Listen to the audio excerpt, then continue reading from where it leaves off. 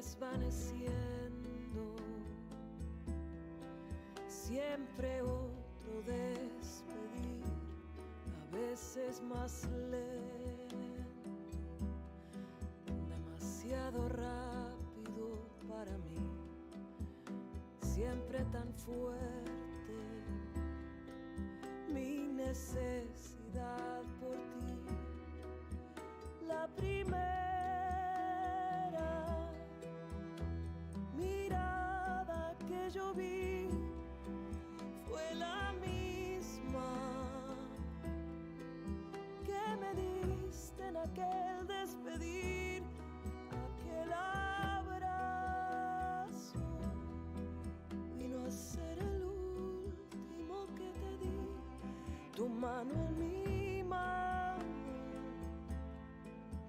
todo me lo sabía decir.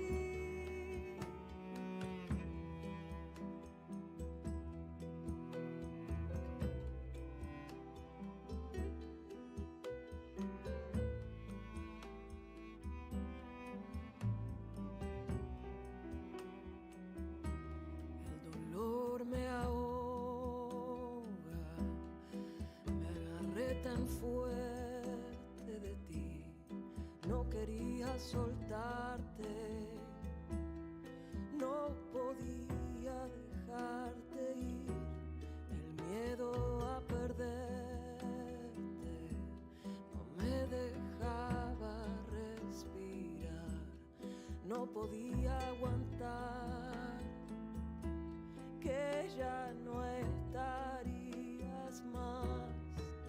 La primera mirada que yo vi fue la misma que me diste en aquel despedir, aquel abrazo vino a ser el último que te di, tu mano en mi mano, todo me lo sabía decir. Cerca, siempre cerca, cerca, siempre cerca de mí.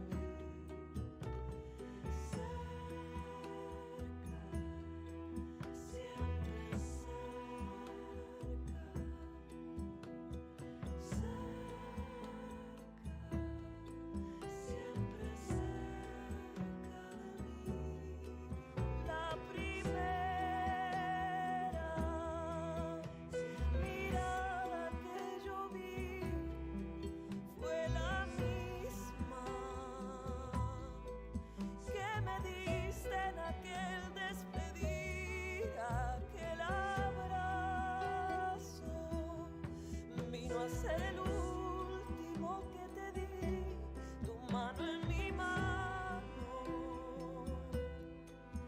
todo me lo sabía decir.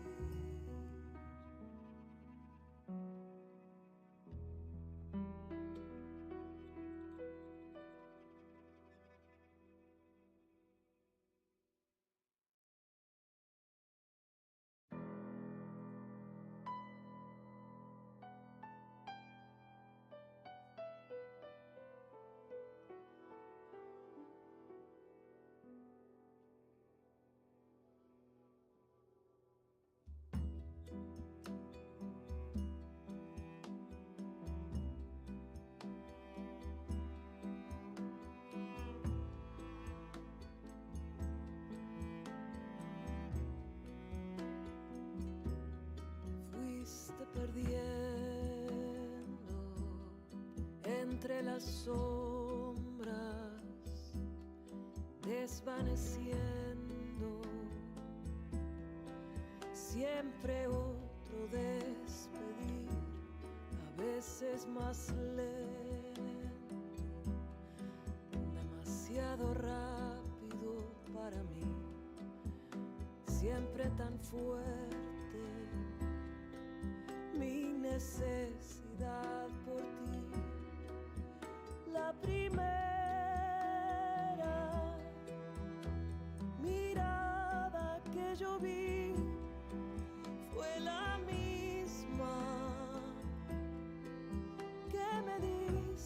aquel despedir, aquel abrazo.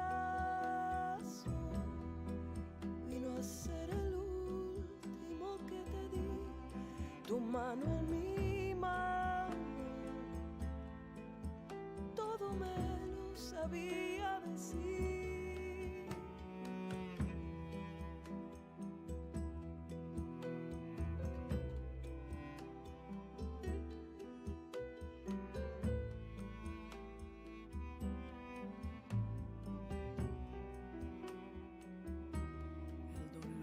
Me ahoga, me agarré tan fuerte de ti, no quería soltarte, no podía dejarte ir, el miedo a perderte no me dejaba respirar, no podía aguantar que ya no estarías más.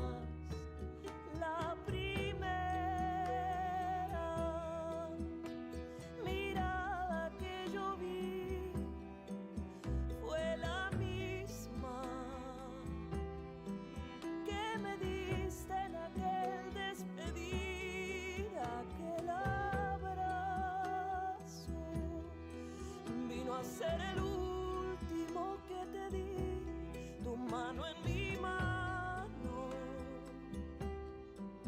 Todo me lo sabía decir. Cerca, siempre cerca. Cerca, siempre cerca de mí.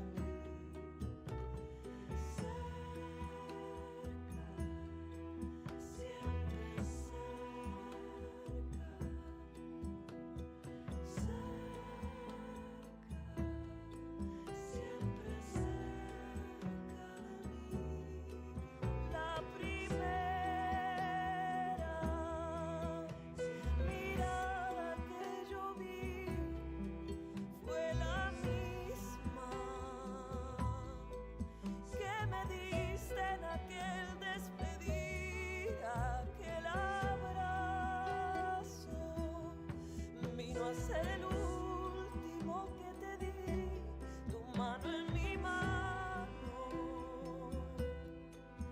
Todo me lo sabía decir.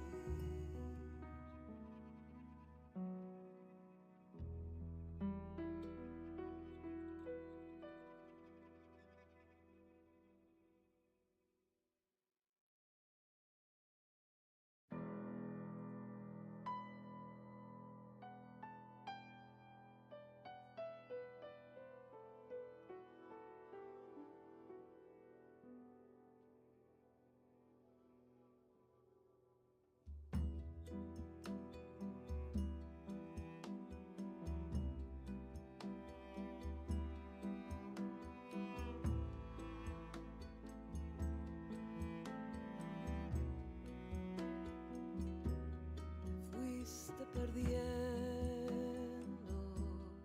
entre las sombras, desvaneciendo, siempre otro despedir, a veces más lento, demasiado rápido para mí, siempre tan fuerte. Mi necesidad por ti, la primera mirada que yo vi fue la misma que me diste en aquel despedir, aquel abrazo. Vino a ser el último que te di, tu mano en mi mano. Todo me lo sabía decir.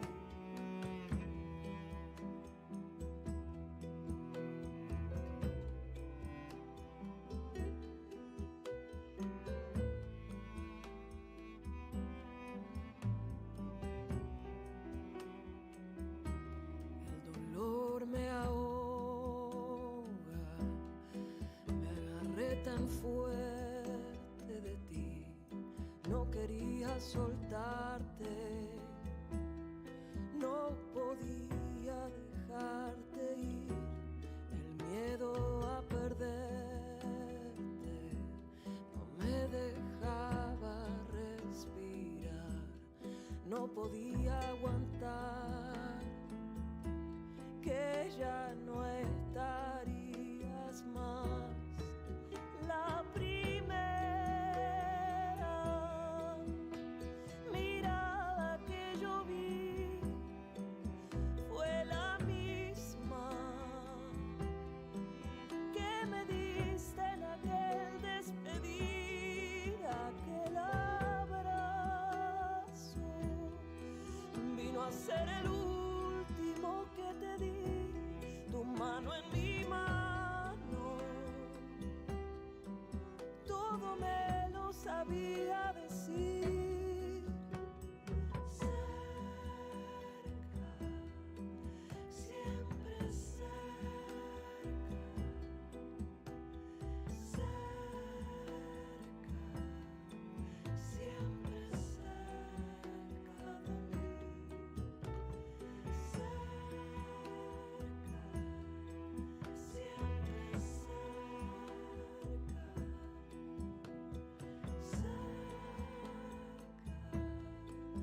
Siempre cerca de mí.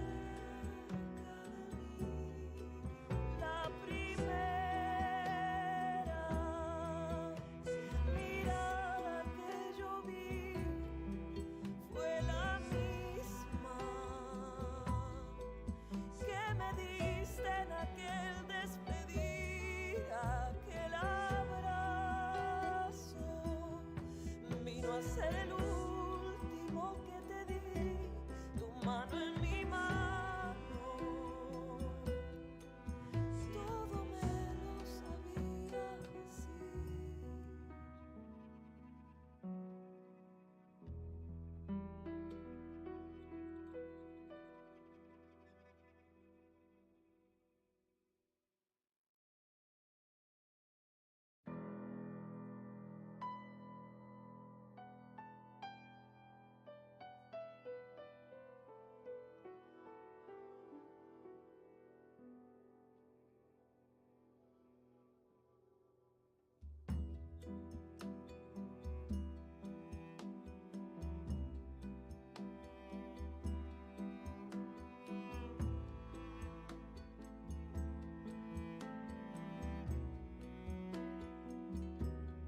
Fuiste perdiendo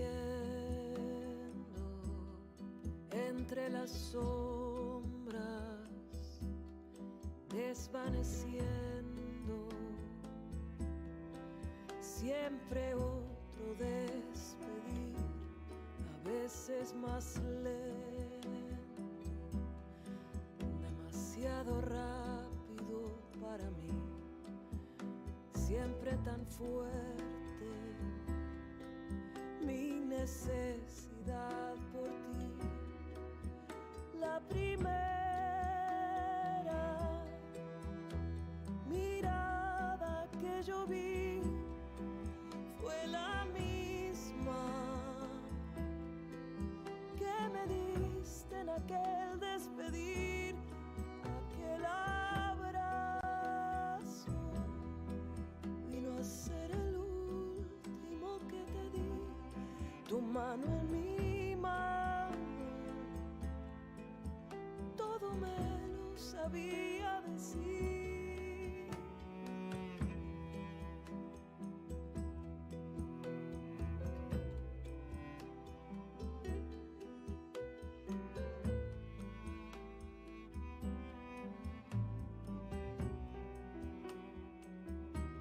El dolor me ahoga, me agarré tan fuerte de ti, no quería soltarte, no podía dejarte ir, el miedo a perderte no me dejaba respirar, no podía aguantar que ya no estarías más. La primera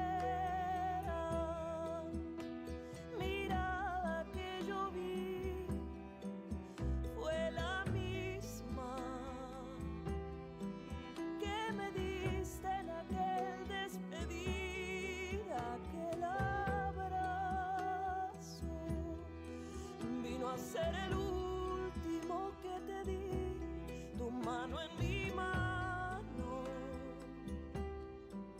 Todo me lo sabía decir. Cerca, siempre cerca.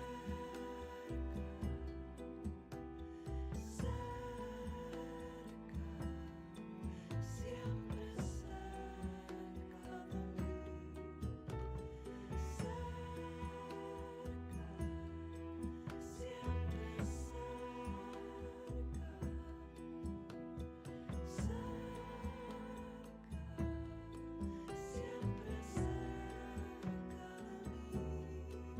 la primera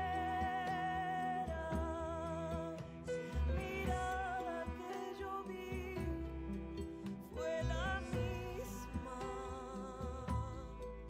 que me diste en aquel despedir, aquel abrazo vino a ser el último que te di, tu mano en mi mano. Todo me lo sabía decir. Hello and welcome to Tales of Misadventure. I don't know what button I just hit, but it was the wrong button. That's for fucking sure. I can't see anything anymore. There we go. Okay. We play one-shot and short-form style tabletop games of all types. Alexi, your mic is buzzing a little bit again. Oh no! Fuck. We may have to redo it. We're just gonna have to cut. Was it that bad? Yes, it's that bad. Oh my it's god! loud. What Is it happening? still loud? What happened? It was just buzzing. It's weird. You're good What now. the shit? I don't know. My thing's not even moving.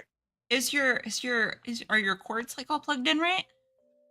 Yeah, I haven't even touched them.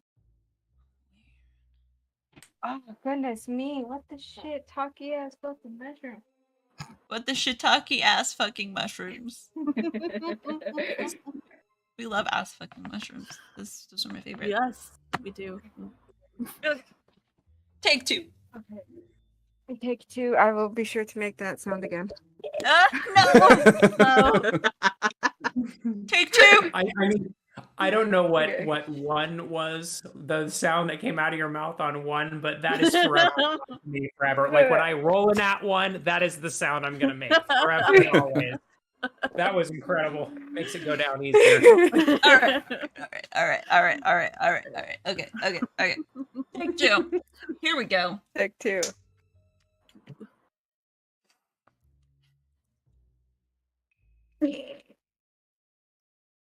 Breathe. You good, Res?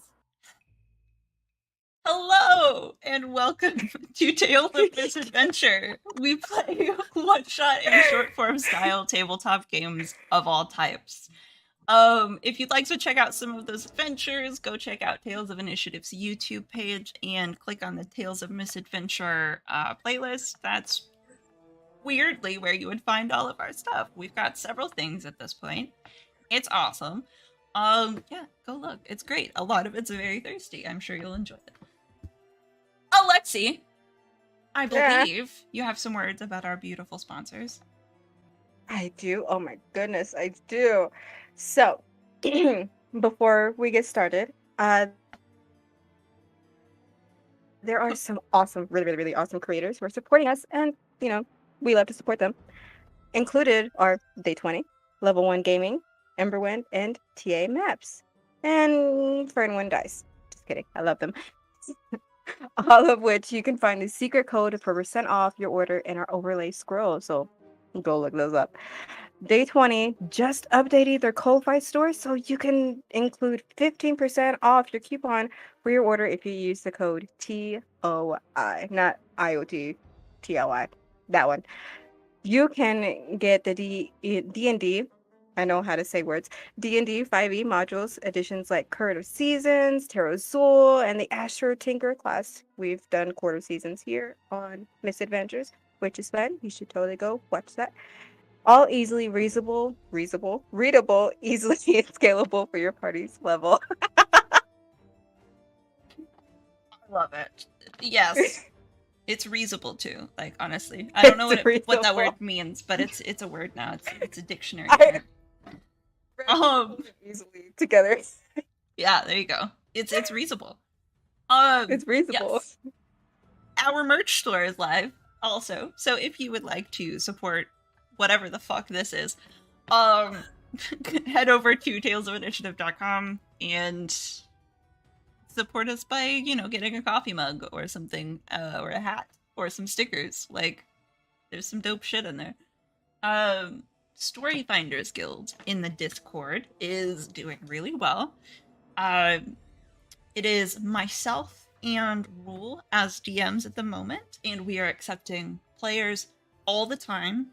The goal is to have a drop-in, drop-out campaign that people who can't devote a whole lot of time to playing a full campaign or like an actual D&D group, all that stuff. We cut all that kind of like stuff out, and you can just play when you can play, and it works. So hop into our Discord to go ahead and start playing today. I think that is all. So for today's adventure, we are playing a one-page TTRPG called The Beast. It is wonderful.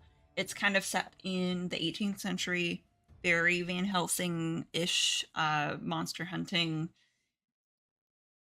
Just amazing. It's a system that uses D10s for the most part, and what the players will be doing is, if the challenge is rated challenging, they'll roll 2d10s. I will roll 2d10s, and their goal is to roll higher than I did. If they don't, it fails. If they do, it succeeds. All good things. If they're rolling against the monster uses d20s. Unless the players are exploiting one of the monster's weaknesses, then the monster's die roll gets bumped down to like a d12, and so forth. Very simple, super easy character creation and all that, all on the same page. We've got 4 amazing monster hunters that are very unique here, and this is gonna be amazing, and I love you all so much. Since we are all wild nerds here, there will be a lot of pop culture references, and I will not apologize for it. That's just how I get to play through my favorite movies and books and TV shows. Deal with it. If we're ready to begin, would my very odd monster hunters like to introduce themselves and who they are playing, starting with Danny? Hey, I am Danny. I am going to be playing Clementine Fletcher, the desperate hunter. Yeah, she is crafty. She's probably a little sarcastic, maybe some sort of stoic, but good at what she does. I love it. Conlon. Hello, I'm Conlon. I'm Mythic Mimic everywhere on the internet, pretty much. And I'm going to be playing Oslo Ward, the dead-eyed marksman. Literally dead-eyed, missing an eye. And I don't have much backstory. So we're gonna figure it out as we go along. That's the best way to do it, bro. Best way. Alexi. That's me. There's two. No. There's Anyways. two. Oh Alexi my Prime. Alexi Prime. I'm Alexi, and I will be playing Tatiana Pope. She is the mistrusted town witch. So, yeah, she's very sweet, kind, maybe a little deceivious, but time will tell. She's just quirky, I guess you could say. But yeah. Quirky. And somebody that you might not recognize, we have Connor. Would you like to introduce yourself? Hi, everybody. I'm stoked to be here. My name's Connor. Connor Padilla on TikTok, Instagram, and that's the only place I am. Pretty basic, kind of like pumpkin spice. I am playing Alexei Gorgov, Etsy Alexei, or to distinguish from Etsy Prime. Etsy Prime. Etsy Prime. Etsy Prime. Oh, Alexi Prime. Wow. I see they don't let me out much. I just quit while I'm behind. I am going to be playing the creepy alienist who was brought back to life by Tatiana and came back with all the pieces, I think, a little bit not in the same order. Things were a little bit jumbled. So that should be fun, and other than that, we will just figure out as we go. I love it. And that is all. So I will roll the intro. Do-do-do-do.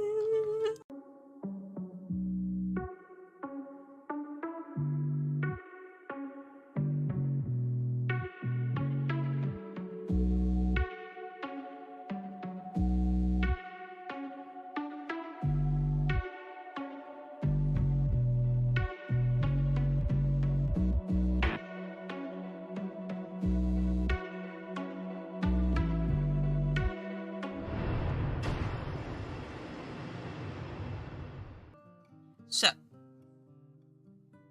we zoom in over a lovely 18th century town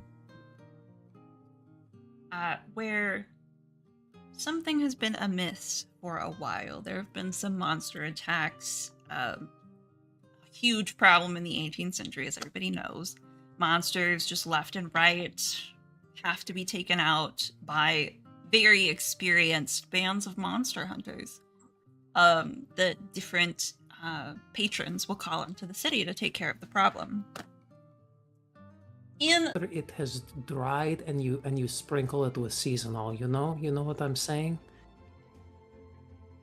Darling, what did you eat? I did not eat anything. I missed breakfast. The soldiers they came to the hut in the woods, and they knocked, and they said you have to go, and I was like, "Ugh." And they dragged me here, but I knew you were going to be here. I tasted you from a mile away. Darling, you should not say that in public. No, you haven't. It's always like it is like it is like mist on deadly nightshade at 3 a.m. That is so sweet, darling.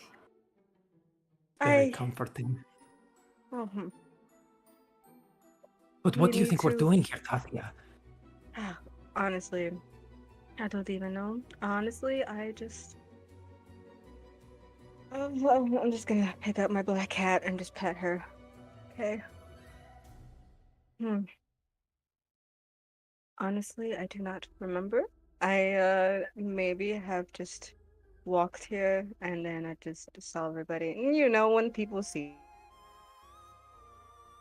me, they of course. run away or they stare, or when they stare, I just do the weird fingers and then they just run off again. I love it when you do that, Tatia. Maybe they have come. Do you think they have come, Tatia? I stare and I wait so long. I know you do, darling. I know. How about we check after this? Okay, maybe. One can hope, One can certainly hope. And I'm just gonna turn a little bit. It's like, God, I have messed him up.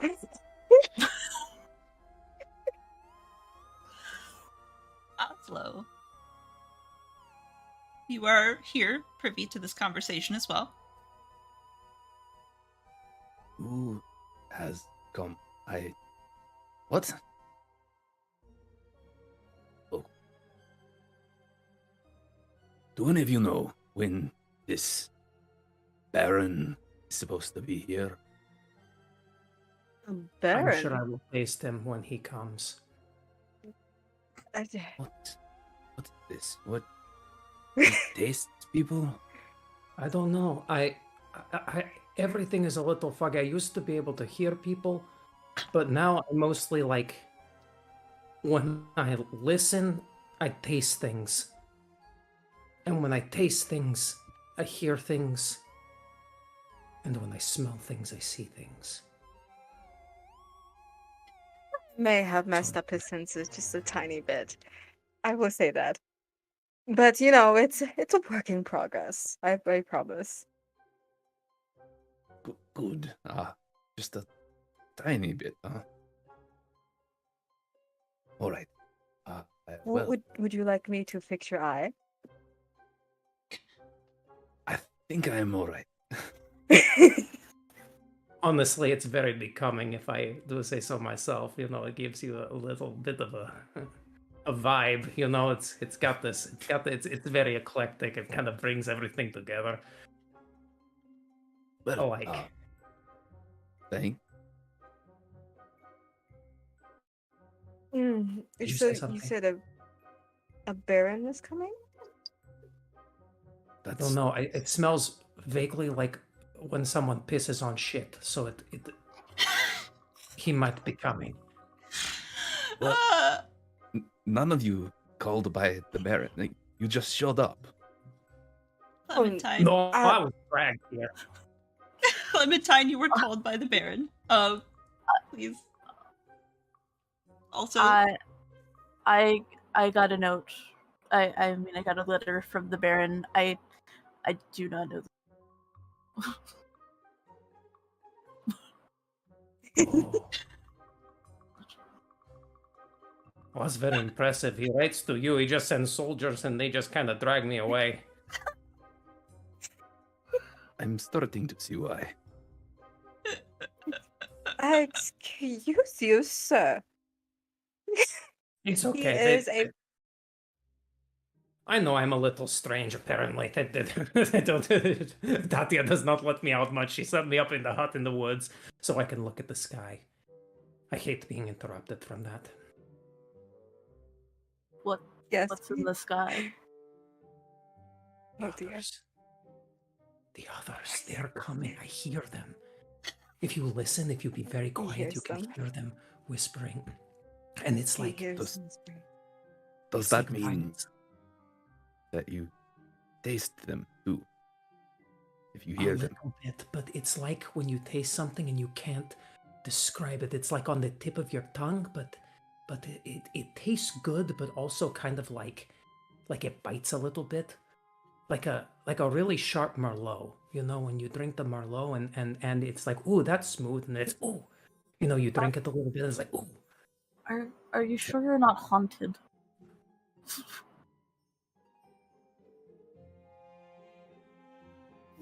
No, definitely not. Definitely not. Everything is a-okay here. I'm just waiting for them, you know? It's going to be really big. Big blowout when they finally show up. be the best block party ever. The block party. Yes, I think this is going to be a big thing. I just keep hearing block party on the wind, and the whispers. I don't know what it is, but it's gonna be big.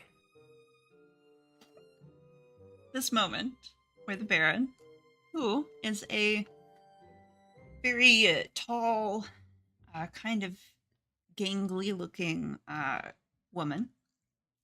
She's definitely into her 50s, but she's looking a little more towards the 60s. You know, like, you could tell this woman is not as old as she looks, but she's still getting on up there. Her hair is in this tight bun with some feathers sticking out of it, and she's in a very regal looking dress. And she walks down the grand staircase. Hello. I have brought you all here to hunt this monster. Them two. Take all the help I can get at this point. Very spooky. Do well. Thank you, darling. There is quite a reward if you manage to. This is some bumping ass music. There is. You can all hear that too. Sometimes I'm never sure. There is quite a reward if you do manage to kill this monster. I would start with the lower end side of town. The merchants are said something very, very large, scary, breaking into their shops, skulking about in alleyways, smelling like death. This reward though, how much? Substantial. It's in that locked case over there. Can we look in it? Sure. She goes over to the case. It's like a lead box sort of scenario. Takes a key from her skirts. It's a very complicated looking key, but very 18th century. So it's like iron. Got some stones like I almost said embezzled in it. That's the wrong word. Some stones embedded in it. It's bedazzled. But the like key prong parts of it are just all kinds of fucking wonky and all kinds of weird different directions. Sticks is in, turns it, opens the safe, and there's just a stack of gold bars and a couple of gem necklaces.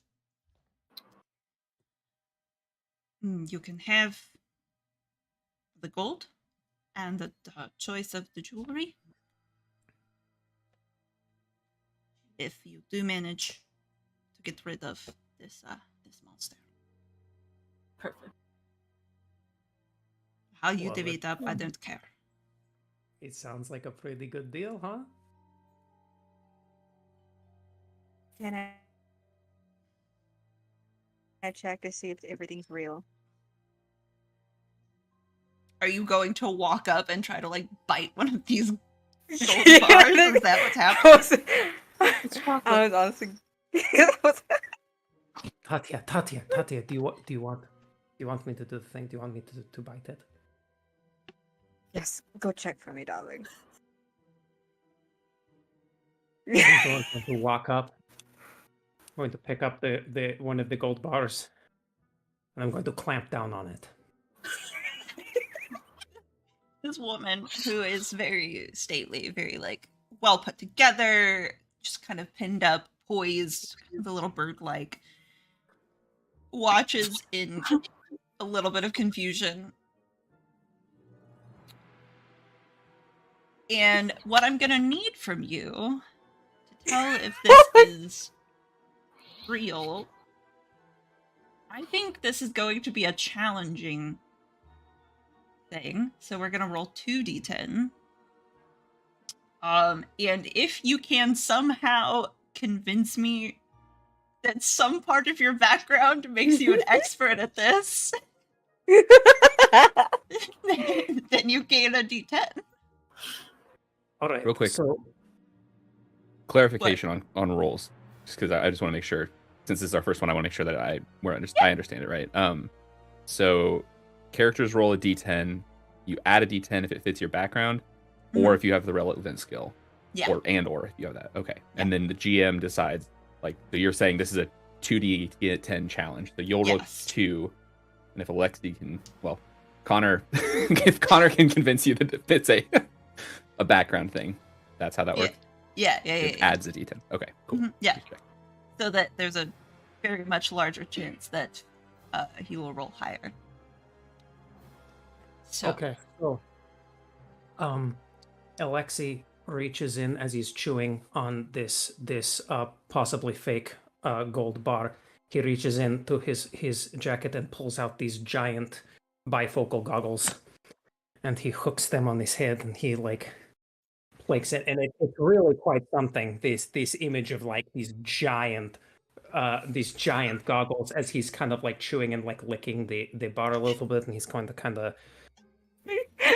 sniff and hum, and he's using all of his senses to see if this tastes like what gold tastes like, which is a little bit like being branded. A little bit. That's kind of what it feels like. It feels like heat, and it feels like want and desire. But if it's fake, he wouldn't get all that tingling in his body. I'll give you a D10 for that. I think that's perfect. Yeah! I love it. I will roll first so that you know what you're beating. All right. That's pretty low. You will need to beat an 11. Okie dokie, and I'm rolling 2d10. You're rolling 3d10. Oh, of course I am. Mm-hmm. 7, 8, 9, 10. Oh my goodness. 16. Yes! You get all of the sensations. You can just taste it. You can taste that this gold is real. It's quite astounding. Yeah. That's definitely real gold. Yes, darling. Wow. We definitely need to go on this quest. He definitely puts the gold bar down.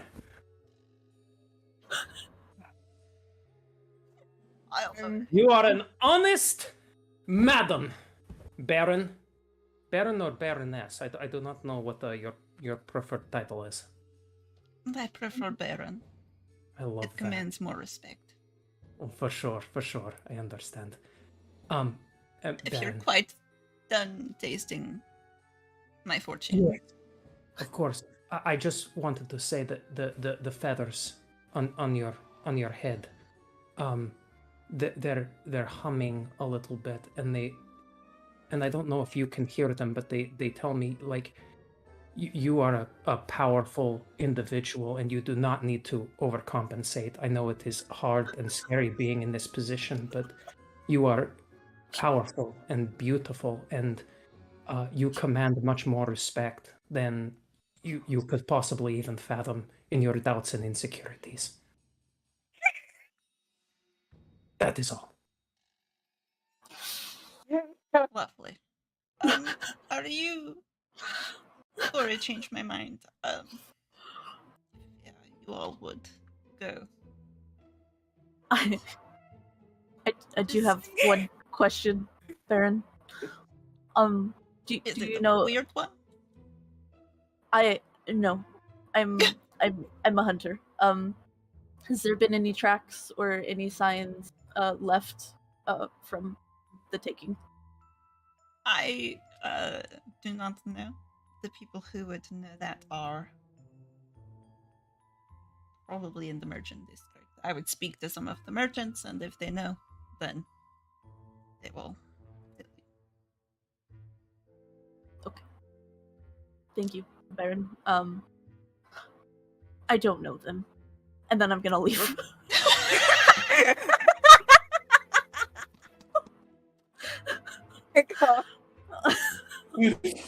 Hey, you all. She sweeps out of the room, back up the staircase, and just kind of watches from the top of the staircase. Well, that went well, I thought. So well. Very good, darling. Very good. I am so proud, darling. So proud. Thank you. I live for your approval. Literally what powers his heart right now, his undead heart. Uh, so we're leaving the mansion, presumably the Victorian era style house. I will clarify, was sent me a message and then I looked at the rules. Characters roll 1d10 no matter what for all of the things. And then you add a d10 for a background and a d10 for a skill, plus any items you have that work. So, I did that one wrong, but it's okay. That's okay. We'll be correct from here on out. It's fine. I think it fit anyway because he I- had the tool, the background, and Yeah. the design. Yeah, So, worked out. it all kind of just it worked. You know, it all worked there. New system. So, are we headed towards the merchant district? Yes. Are we headed there together or walking a little further away from certain people? I'm in front a little ways because I got a head start. Okay. I love it. I didn't ask anybody to describe what their character looked like. So, Danny, will you describe what Clementine looks like as she is walking ahead of the pack? Yes. She's she has dark hair, long but pulled up in like a bun at the back of her head. She's wearing, pretty plain, a dark shirt and skirts.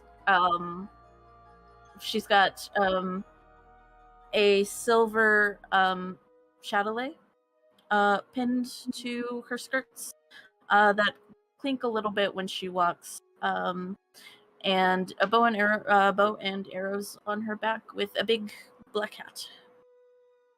And black hat. and gloves for what she does. Shooting. Absolutely. Love it. What is the rest of everybody's order? Oslo, did you wait for the others to go? Did you also leave when Clementine left? I think Oslo waited for the other two, but is also not 100% sure. Like, doesn't know how to get to the merchant quarter. First of all, Oslo's not from here, so is like trying to figure out if they should follow Clementine or the two weirdos, and is sort of just in the middle. I love it. Will you describe what Oslo looks like for the group? Sure. So Oslo is sort of your quintessential Victorian gentleman in like not a tuxedo, whatever like a Victorian outfit is called. But they're just like blacks, right? So like black slacks, black jacket. But under that, he's got on the like sort of ruffled white shirt, and a bunch of like leather harnesses that lead to a pistol that is holstered at his side.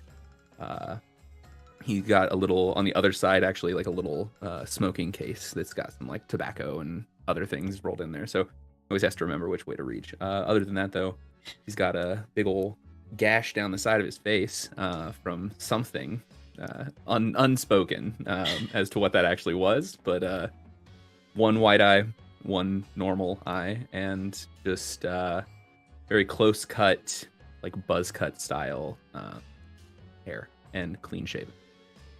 Love it. Love it. I really thoroughly enjoy the image of a Deadeye marksman pulling like a smoking set instead of his gun. He's got it's like a flintlock, so like he's got sometimes he just lights it up with the flintlock, you know. There you go. A little spark going, yeah, it works. It works. Whatever works. Tati and Alexi. So I think Alexi is just kind of like bringing up the rear, but he's just kind of like he keeps eyeing these two new members, trying to like download as much information about them as he can in his very odd way, like just like very like almost like scientifically fascinated, just very open and curious. I think he has he looks a little bit like a younger Doc from Back to the Future mixed with like but it's got kind of like a Frankenstein thing going on. I think there's like maybe this like scar that's running down this side of his face, but it almost looks like makeup because something with the magic that was used to bring him back kind of made it like very like, I don't know, like silvery purple. His hair has like little, almost like, it looks like his hair is highlighted with gray, but that's just what happened when he kind of came back. A little bit like Luna Lovegood eyes. Like you don't like, just always like a piece of him that's not quite there. Like there's always a piece of him that's just somewhere else. And then I think, probably just a shirt, maybe a vest, lots of things with pockets in these kind of like pretty rough, worn and torn pants and shirt and vest, shoes with a kind of like ratty, very long black coat over everything.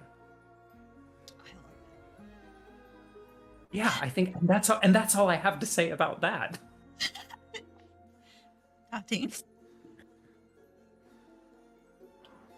Patty is walking and kind of swaying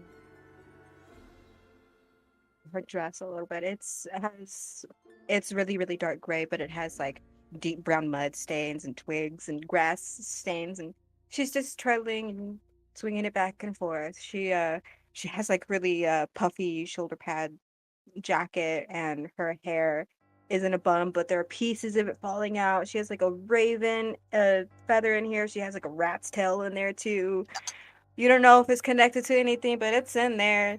There's like a piece of twig in there, and then there's like an apple stem hanging off from one of her her hair.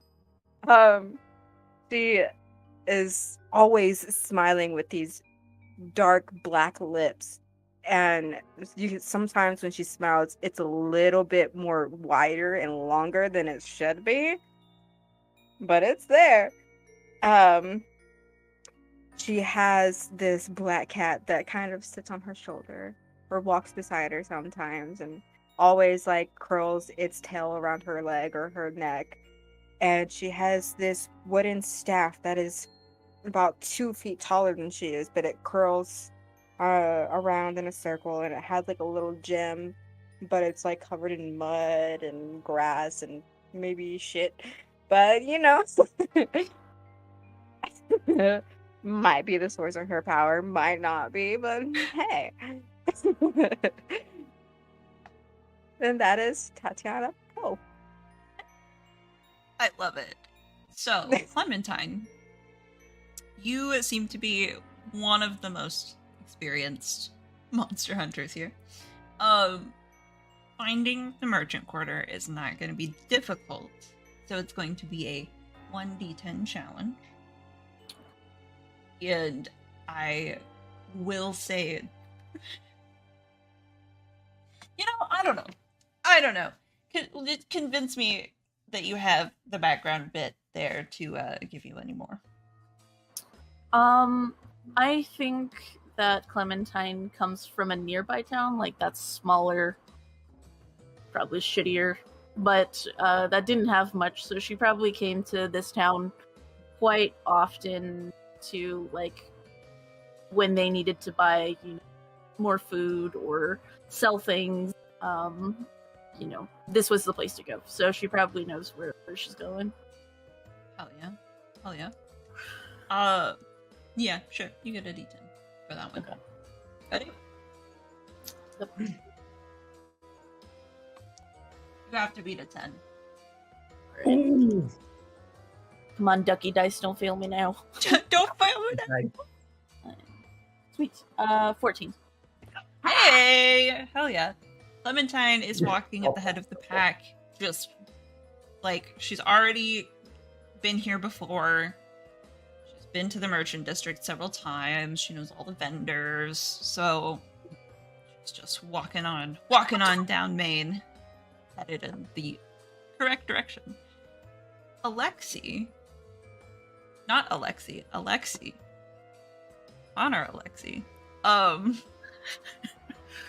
You said you were keeping an eye on kind of everybody, trying to get more information about them. I would like you to do a challenging roll, and we'll do it correctly this time.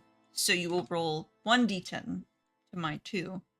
But if you can convince me that your background or you have tools or whatever, then you get extras. So Alexi doesn't come into the city very much. For a variety of reasons. Gets a little overstimulated.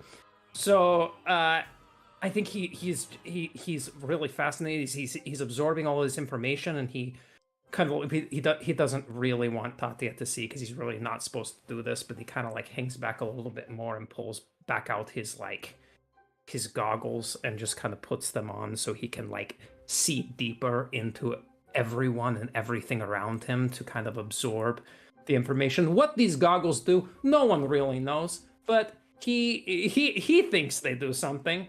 So he puts them on and is kind of just absorbing all that information, learning as much as he can. Hell yeah. Remind me, watching is one of your skills, correct? Yes, it is. Yeah. I mean, I totally remembered that. I was just making sure you were awake, DM. So that is definitely... I will say that is 2d10. It's 2d10 roll, plus 2 for your goggles.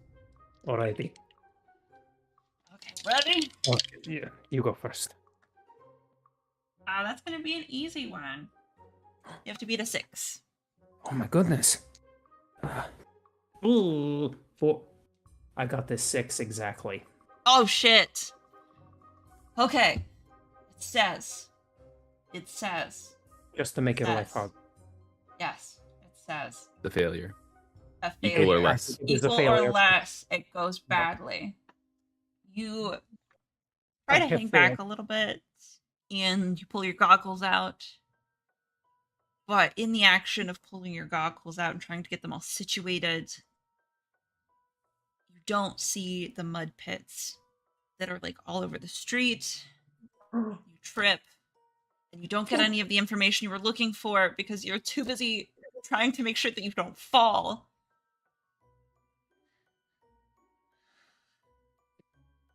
Tati, you look over at this noise as Alexi is. What? No, nothing. What? I'm so sorry. There's something that came out of nowhere. It tripped me, and they tried to yank me back. It was crazy back here, Tati. But it's okay. I was not doing anything I was not supposed to do. I just, I pulled myself up. How are you? Roll a d10, Alexi, and Tati, you also roll a d10. I want to know how well Alexi is lying. That is a powerful, hot, indestructible 3. Oh my god! A 1. Oh my god! So everybody else in this party totally knows that that's a lie. But Tati, you total belief. Total trust and belief. Okay, dokie, darling. Come on. I know, I'm sorry. I'm just... I have eyes like falcon, and I have ears like little Malchik cat. Yes, you do, darling. Come on. We must hurry, or else we're going to lose the others. And, sometimes we stop and then we stare at the sky, and that kind of goes on for another time or two. You're right. I'm sorry. Focus, mind on task. Thank you, darling. Mind on task. So you walk into this merchant district. There's all the shops. They're all just opening for the day because you got to the town kind of earlier in the morning, met in the Baron's place, probably somewhere around 7-8 o'clock in the morning. So all the shops are kind of opening for the day, probably around 8:30.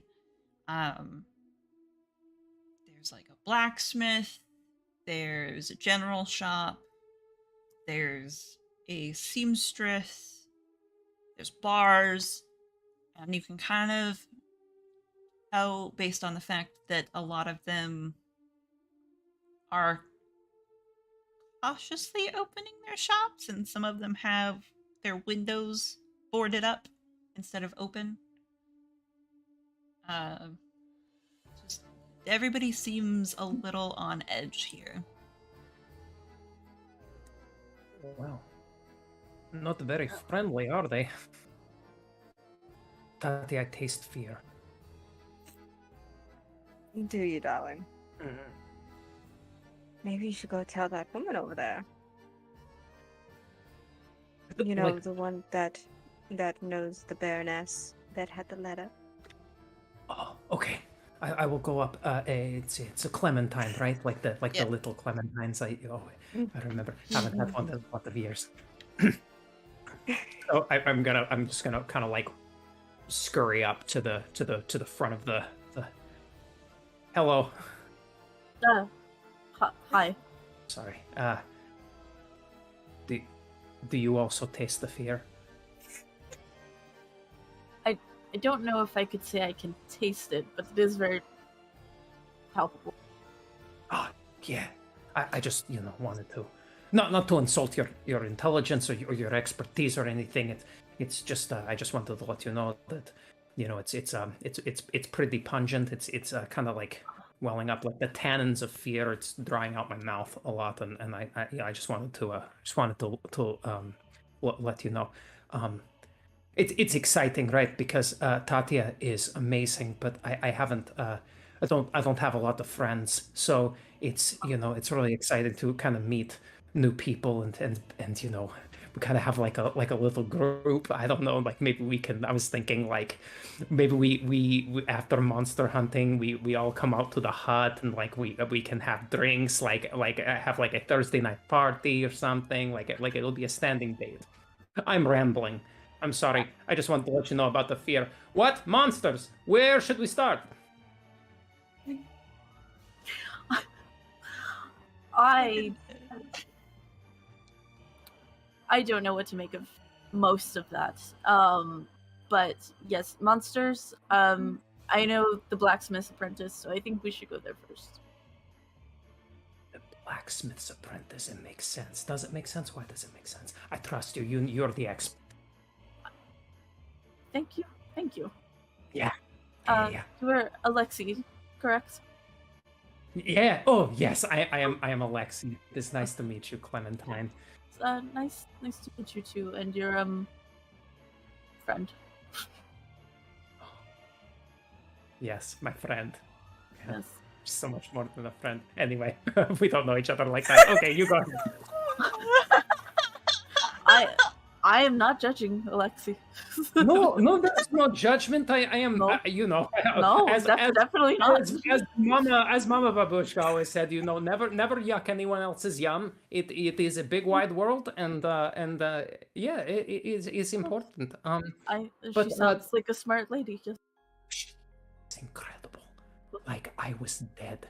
I'm telling you, like not like mostly dead. I'm telling like all dead, full dead. Like I got clubbed over the head, bled out, gone, and next thing I knew, I was staring up into the eyes of the Queen of Nightmares herself. She was the heavy darkness, and it was all over for me. Like it is like I had to. That sounds a little bit like Baba Yaga. You have heard of the others. Oh, yes, yes, I have. I Yeah. didn't know she was in the sky. I thought she had, a house. Baba Yaga is everywhere. Oh, I see. She is one of many, and she is many of one. I see. We just have to be careful. She's usually benevolent, but you don't want to wear her name out. I understand. Good talk. Yes, good talk.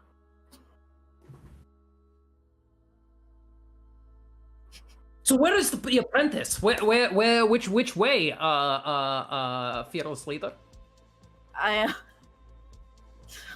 don't know if I'd call myself that. But this way, and then I'll lead to the blacksmith, because I'm sure I know the way if I know the apprentice. Yeah, for sure. I'm gonna ask Oslo, is there anything that you wanted to do on the way to the apprentice? No, just watch I him. don't think so. Yep. I like to imagine that you're just like kind of on the fringe of the group, just kind of like eyeing all of these people with your one eye. Mm-hmm. Yep, definitely. Just taking Mark, just He's like a hard coconut, but I bet I can get inside there. You start hammering away, and everybody is like, "Oh, soft and squishy inside." I just have a feeling, I just have a feeling that he just needs like a friend. Maybe we had to talk about respecting people's physical boundaries, but I feel like if just a warm hug and that hard exterior is going to come melting down, and we will. I will have friends. Oh my god. It's really exciting. I shouldn't. I know we talked about I come off very extra, but I'm just very excited. It's an adventure.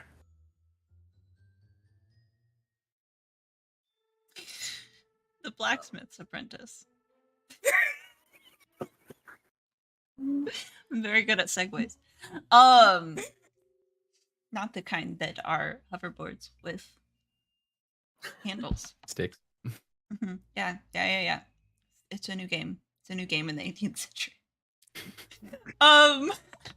Yes, the blacksmith's apprentice.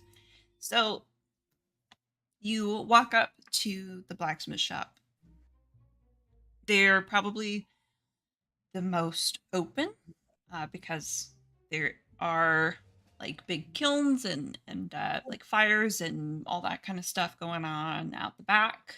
So there's a big kind of garage style opening, smoke coming from the top of the building, and you can see a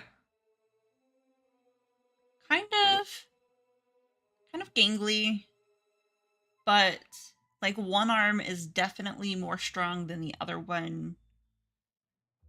Dark-haired boy who is currently kind of like just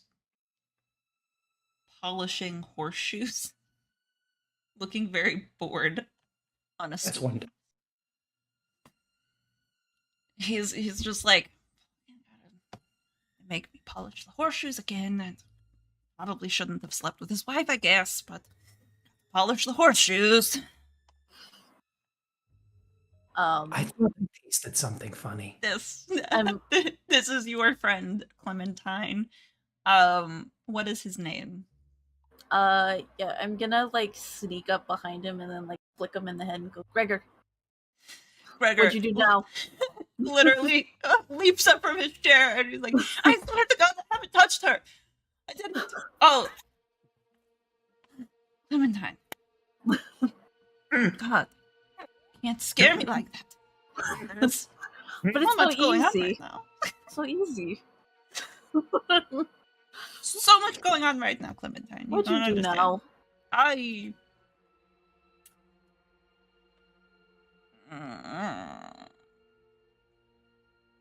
The blacksmith's wife.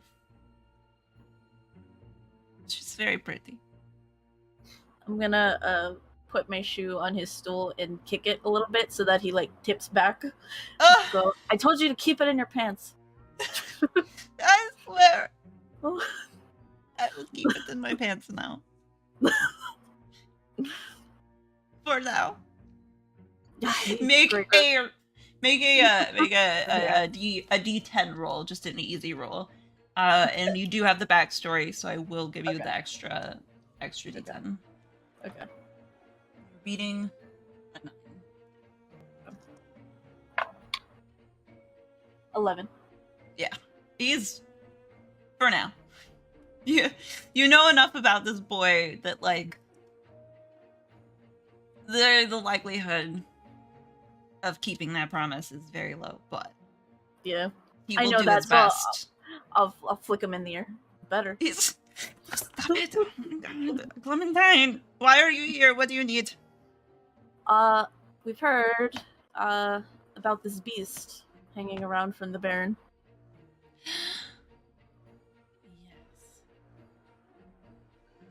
Yes. It's so fucking spooky. Actually, he looks over at Alexi. He looks. Are you sure you can trust that one? He's 'Cause harmless. A little in the head, but it's okay. I've seen some of the minions that skulk around at night look like him, but worse. Minions.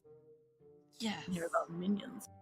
He's got who does most of the scaring and the kidnapping and the wrecking shit.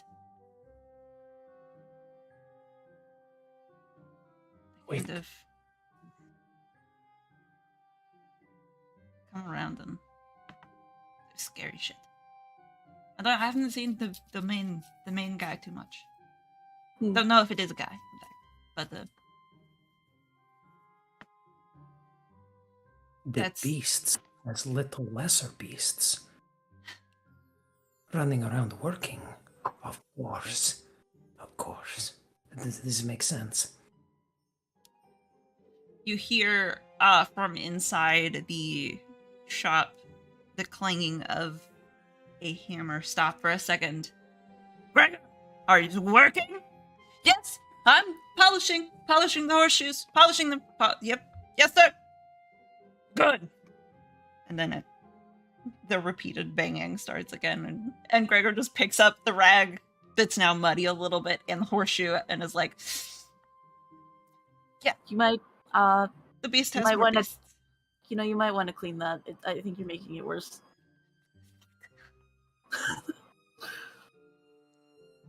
I'll go get another one. I'll be right back. And he runs into the house section to grab another rag, or at least wash off that one.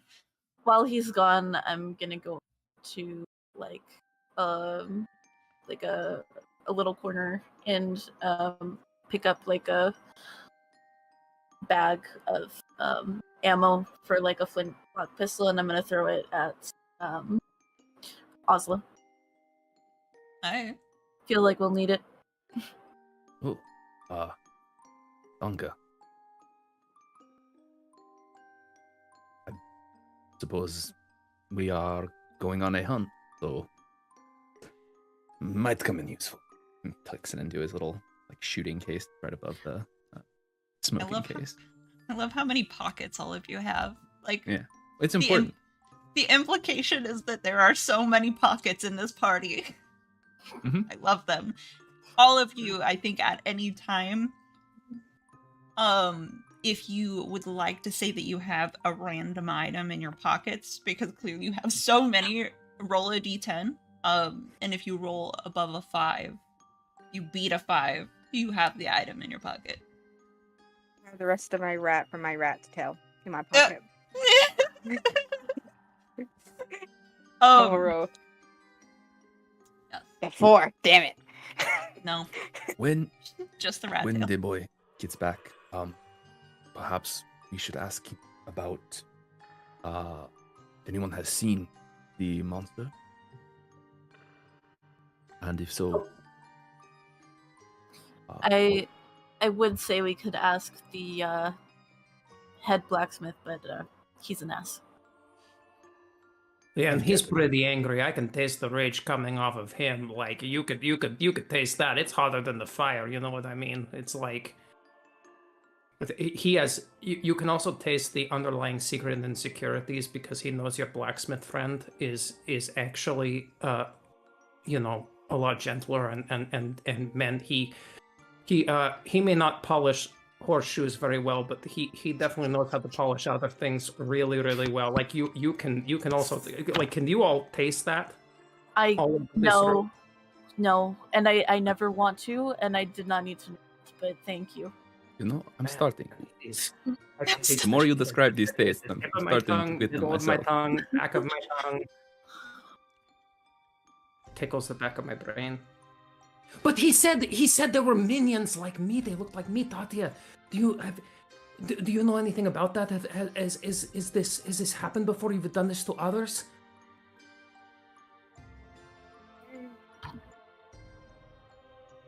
Well, no, I have not done it to others, but have I heard it from somewhere? DM? Roll. You are Spooky Witch. This is I a am Spooky challenging. This is a challenging role, but your Mm-hmm. background definitely covers that, so you get an extra D10, Mm-hmm. and then your skills. Craft, deceive, heal, and threaten. I don't think any of those Yeah. really fit. So you get your 2d10, and you are trying to beat a 6. I'm going to put these dice away and go get different ones because clearly they want to only roll combinations of 6. Well, I rolled a 10 and an 11. 11. 11. 11. 11. 11. 11. 11. Yes, that's a success. You have heard, in fact,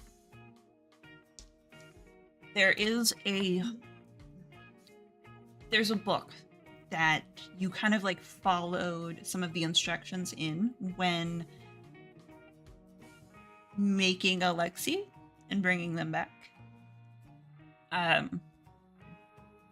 It's called Steins Franken.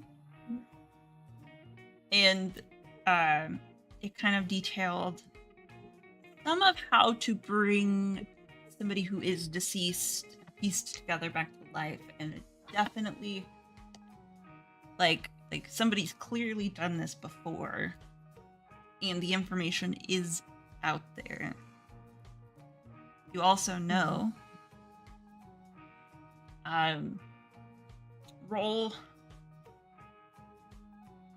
roll. This one's gonna be hard, so I'm gonna roll 3d10, Mm-hmm. and you're gonna roll 2. Okay.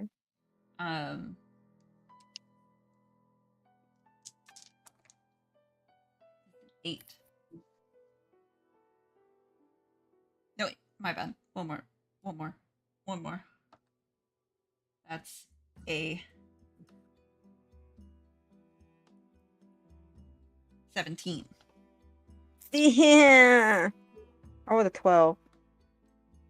Oh, yeah. You just kind of remember reading the book, following the instructions, bringing him to life. You know that it's possible, you know it's been done before, and the book is in circulation, so it's entirely possible for other people to have done it. Mm-hmm. I just rub my hands together and I just say, well, darling, I did read a book about it. But of course, I threw in a little flair. Might have been a little bit too much flair, but still, you are still here. As if I remember the book, Stinger Stein Fletcher Steinflecker, something like that. It's a whole bunch of words that I just couldn't understand, but still, the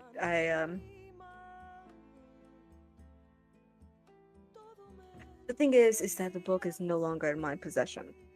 So, and it wasn't originally mine to begin with. So, it is possible for like others like yourself to be around, but of course, none of them are like you because I added a little bit of my flair. So, Tatya. If the rest of you would like to make a 2d10 roll to see if you recognize any of the descriptions of this book, if your backstory aligns, if you have a skill that relates, add a d10 for each. Thanks. You are beating a 6. These dice. Sort of fucking god. Got a 10.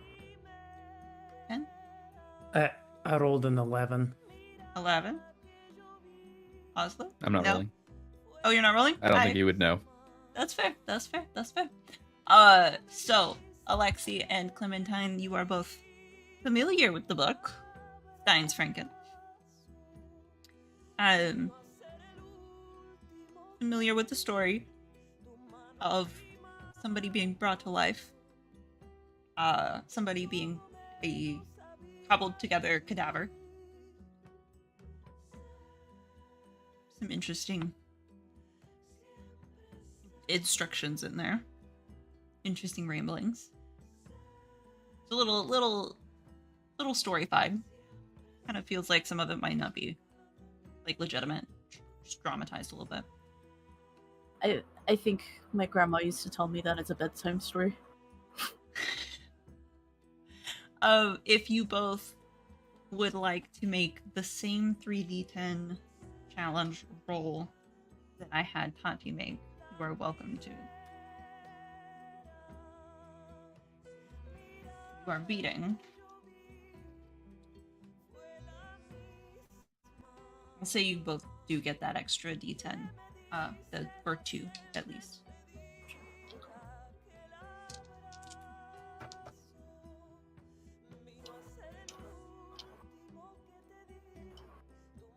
Woo!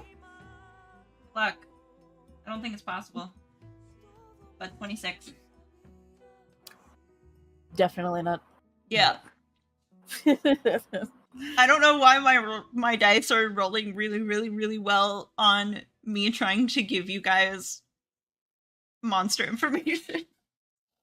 I think it's telling. The story says no. The dice gods say, make them work for it! Yeah, the dice gods are like, fuck you. Fuck your monster hunting. If I say that like my grandma kind of like brought me up to like knowing all of these stories, and I kind of went out to start being a monster hunter before this, could I get a d10? So You already rolled 2d10, right? I had, yeah. I gave you a d10 for your backstory. Oh, for that. Yeah. And then what do I have? You have shooting, Oh yeah, no, I got tracking, nothing. crafting, and watching. I got nothing. Yeah, and then Alexi has, Alexi has investigate. So actually, I will give you another d10. All right. I think Alexi, being the open, curious little creeper that he is, would definitely have maybe kind of been exploring about origins and everything, would be familiar with this stuff. And I think what I'm going to be specifically investigating is like where would someone like the practical application of this, right? Like where would you go? Like how would you practically do this? Where would you get, the bodies, like all of that stuff in relation? So is this 3d10 or Yes. 2d10? This 3d10. is 3d10. Still a 26. You have to beat it. Ooh.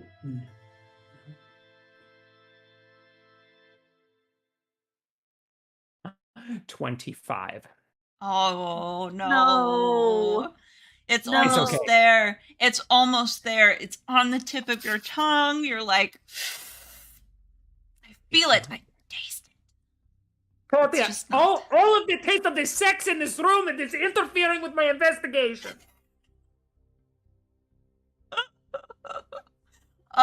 Yes. There's a lot of people in this room who are talking about Steinsfranken who cannot quite put their finger on the monster information. Well, it sounds like somebody is bringing. We have a monster, and the monster, or somebody working with the monster, is bringing back little minions from the dead. Sounds like a job for the Monsterhunters. Do you like that title? I was just kind of trying it out, like maybe I maybe think not. it literally is a job for us. Like, we were literally hired to do this. Well, yeah, I know, but like I just thought we, wanted like a cool, like badass title, But that's okay. I'll keep workshopping it. We'll keep brainstorming. Well, I left it darling, so it's okay. Thank you, Tatia. Of course, darling. Do we think the apprentice is ever coming back, or should we move our investigation somewhere else? Do I know him well enough to know if he's coming back or not? He's coming back for sure. He's probably just washing the rag and like trying to make sure that like he has everything he needs, but he's also a very distractible fellow. I was just letting you guys kind of like puzzle piece out some stuff real quick. I don't understand these distractible types. Who are these people that get so easily distracted and off topic and start rambling and looking at things that are seemingly unrelated? I'm just like, stay on task. A rat scrambles by Alexi's feet.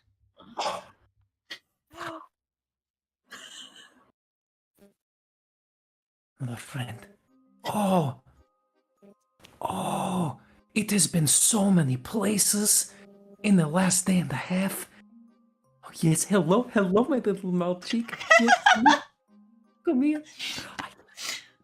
Strasvutya, yes, Strasvutya. I know. What? No, that's what I said. No, that's what I said. Really? Stop! I know. It's very exciting. I know his eye is scary, but it's okay. I think, yes, I know. But I'm telling you, coconut, right? He is a coconut. We just got to like get him like to open up a little bit, and that shell is going to melt. You think so? You don't think he'll think that's weird? Okay. I will give it a try just for you, my little mouth cheek. Yes. All right, you go home. No, I know. Enjoy Nim. Leaps off of your hands. All right. Gregor does come back in, walks down the stairs. Clean rags. He's got 2 of them. Got one in his pocket, hanging out, and one in his hand. He is polishing while he's walking. Is there anything else you guys needed? From me? Boy, do you know? You said the minions come at night. What do they take? What did they... Or what do they do when they're here? Do they take things? Do they break things? It's mostly breaking things. But they've taken a couple of people. Sometimes when they come back, you see their people that they've taken, you see pieces of them. You know, just kind of like worked into the new minions. Well, that's frightening. It's a little disturbing. Yeah. So, the people that they take, or do they have anything in common, or just happen to be around? I think it's just that they're out. There is, you know, it seems like they focus on the tavern a lot. You know, tavern. There's a very pretty girl there. I've met her before, once or twice. So her name is Anya. If you want to speak to her. You had me at making more friends. Let's go talk to Anya. Yeah. Those sound like the next best lead. Perhaps we go. Thanks, Gregor. Try not to get into too much trouble. I am doing my best, but I will not. I can't make too many promises because I'm a troublemaker. Yes, you are. And then I'll like put my hand on his head and like mess up his hair. Oh, fine. Actually, I made something for you the other day at the Smith. I'm gonna roll real quick for Gregor because I want to see how good this thing is because he's just an apprentice. Okay. So the difficulty is gonna be 2d10. I rolled a 19 as the difficulty. But he does have the backstory and he does have the tools, like really good tools to do it. So we're gonna say 2d10 plus 4 for this boy.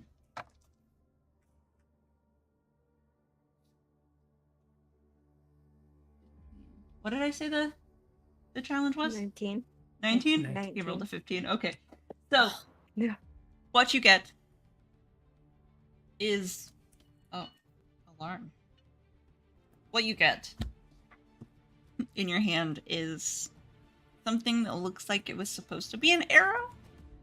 And it's got, like, these little, like, Tesla coil things on it. It looks a little unbalanced, maybe.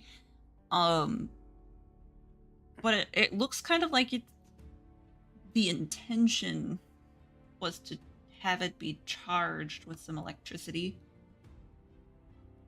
and fired, so it would provide more damage. I did my best. I don't know if it'll work or not, but What? I was trying something out.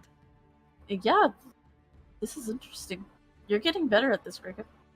Thank you so much. Yeah.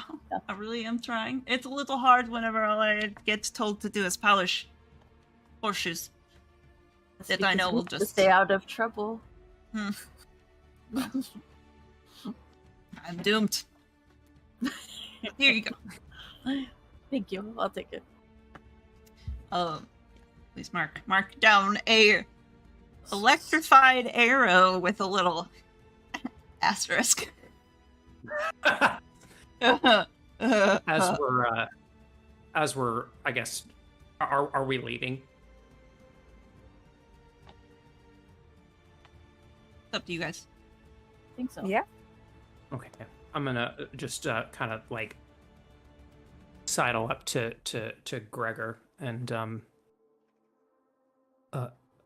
when you talk, I can see the scared, insecure, hurt child. And I just wanted you to know, all of the sex and all of the longing.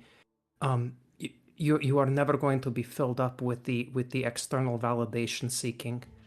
The validation is only going to come internally, and you are enough. You are enough without with no one can give you and tell you you're enough. You have to tell you you're enough. That is all. Thank you for all your help. And I'll just scurry out with the with the rest. Okay, I'm gonna say we're gonna roll here. We're gonna roll. It's gonna be an easy challenge. 1d10. But your charm allows you an extra d10. And I think your background with just having insight into people and talking to them allows you a third d10. So Okay. you are trying to beat a 3. If you cannot beat a 3 with 3d10, I will. It is technically out. possible. I will close out and leave, and he dropped dead right there. you are cursed. 22. 22. He Gregor is holding the horseshoe and he stops polishing for a second and listens.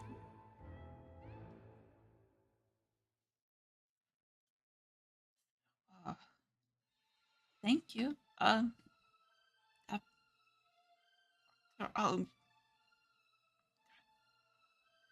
Maybe I've been trying the wrong kind of validation coming inside.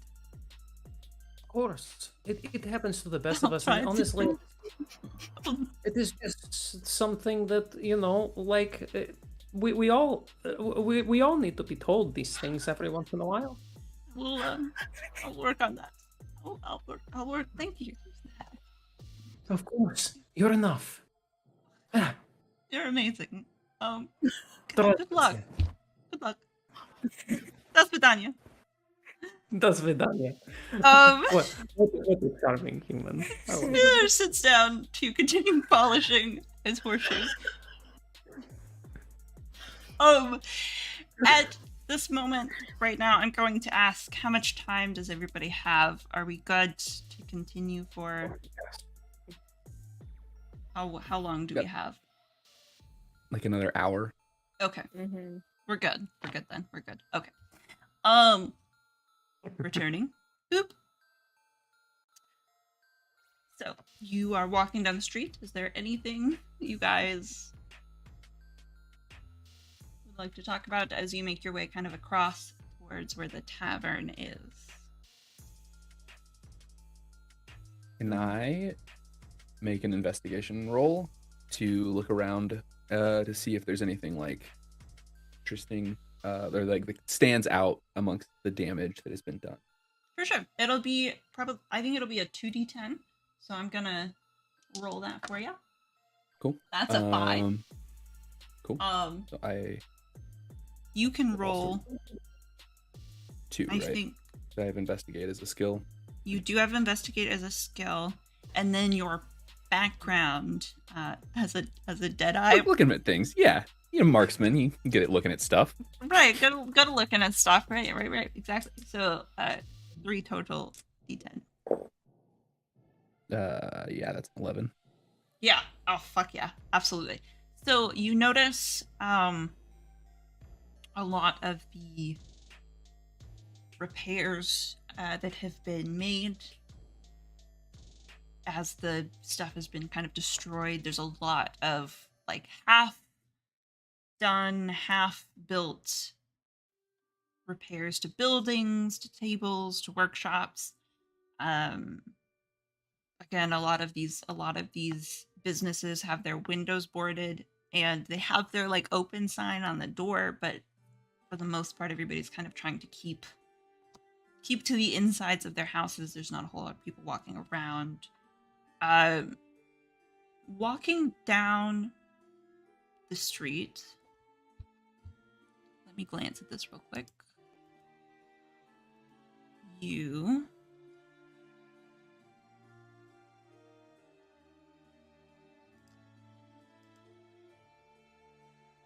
kind of you're noticing that on various signs, and like usually hanging from windows and stuff at this point would be like talismans of some kind to try and ward off evil. There's a bunch of these talismans, there's a bunch of these all kind of like rope-based projects, but where there would be crystals in them, the crystals are gone.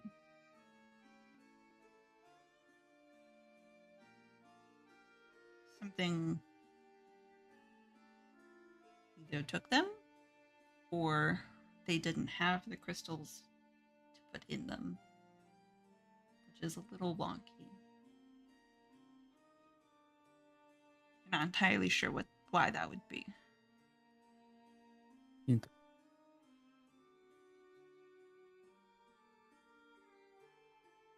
File that one away for now. Remember to ask them. All right. Does anybody else want to do anything while you're walking to the tavern? I think something is tickling in the back of my brain. Can I just do an investigator roll to make sure we're not being like watched or followed or nefariousness? For sure. I think that you, as a weird alien conspiracy theorist, and you have investigating and watching both as skills, you definitely get to roll 3d10 here. And I am going to make this once again a 2d10 check for me. That is 15. So you have to roll higher than a 15. Oh, 16. Oh shit, bro. You're looking around and there's a lot of birds that are watching you, which is always suspicious. Like, you're kind of convinced that the birds are also aliens. Like, it's their signs of aliens, of course. 100%. So definitely getting the feeling of being watched. It's not really until you get to the tavern, like towards the tavern, that you kind of like catch a glimpse of a shadow in the window of one of these abandoned and kind of destroyed houses, buildings, because most of them are like a house attached to a business. That you see like kind of like a shadow duck out of the way of one of the windows across the street, and you feel a little. Yeah. Oslo. Clementine. We are not alone. We are being observed. Where? That is all. I probably, there was probably a better way to say that, but like I'm still kind of like trying to come up with like the super dramatic, like, you know, like code words and stuff. You know, I'm trying. This is all kind of new for me, you know. But no, there is definitely some sketchy shit going on in that abandoned house. Like somebody was watching us and then ducked out.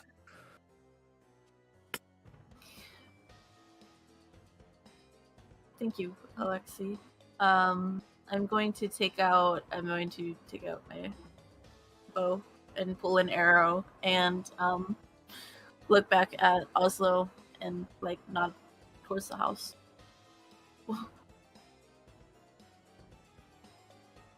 Should we check it out?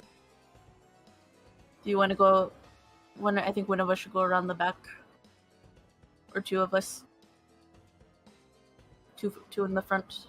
I love how Clementine is just like, Oslo, I think you should come in with me, and one of us should go around the back, just like.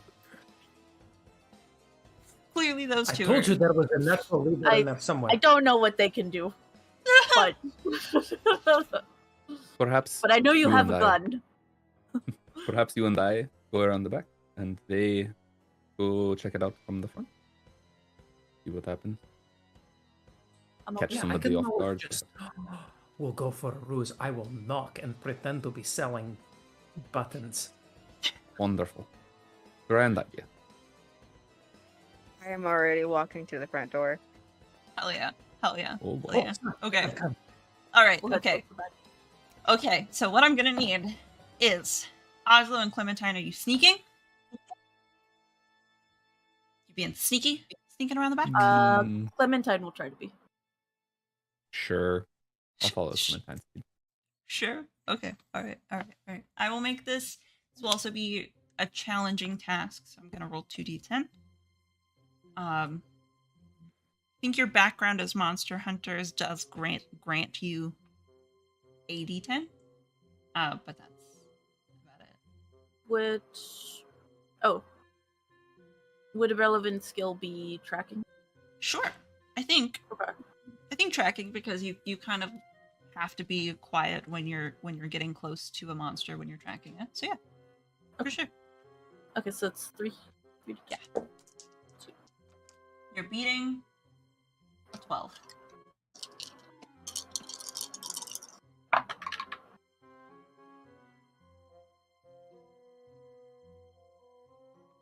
20.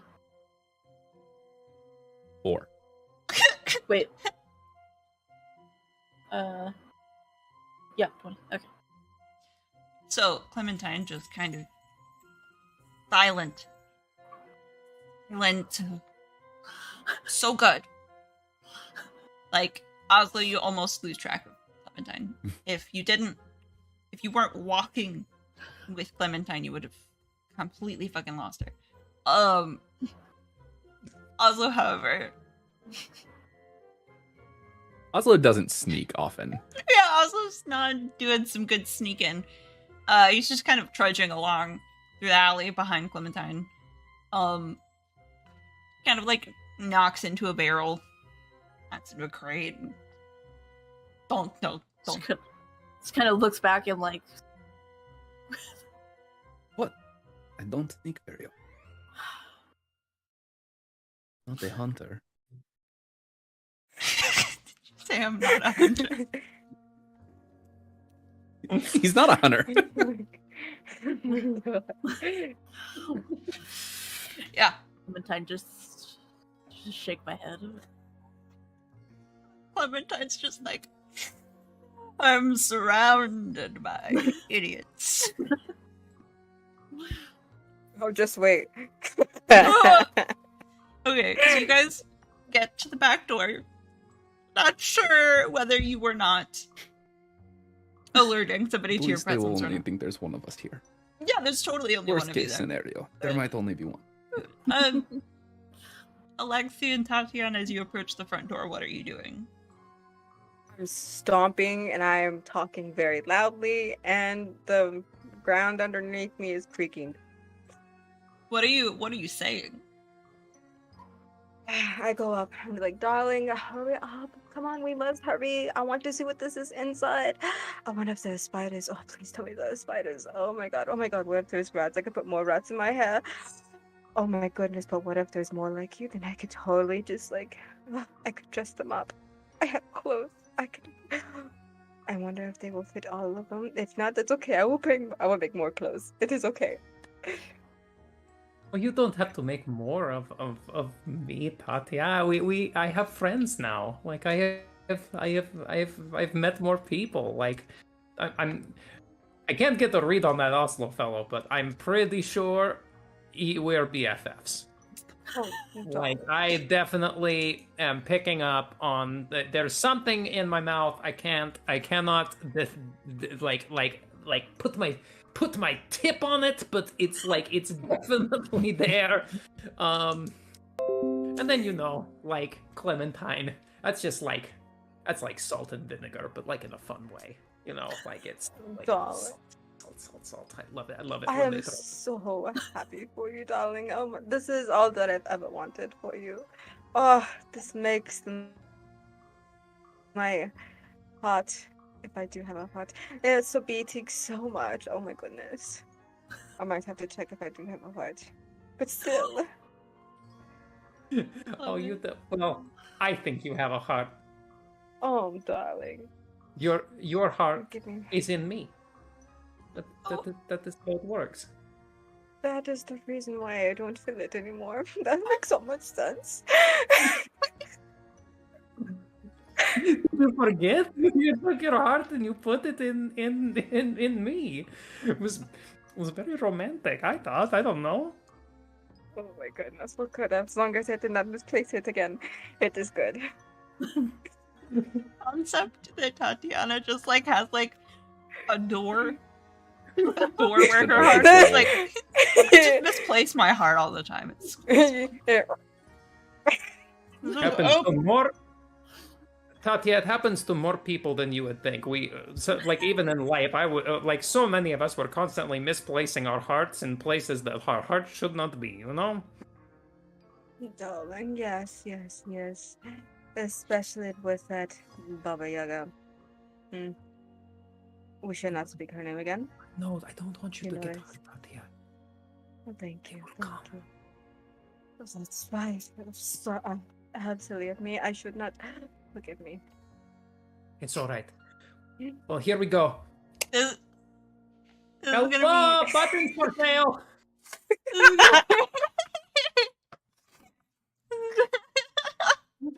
This is gonna be. I have black buttons, white buttons, orange buttons, green buttons, Turquoise. buttons made of skin, buttons made of steel, buttons made of leather,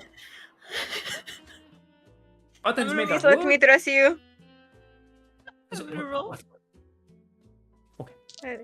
Dress you? Roll Hello? Can I 2d10. dress you? You're trying to beat a 9. This is gonna be a 2d10 difficulty.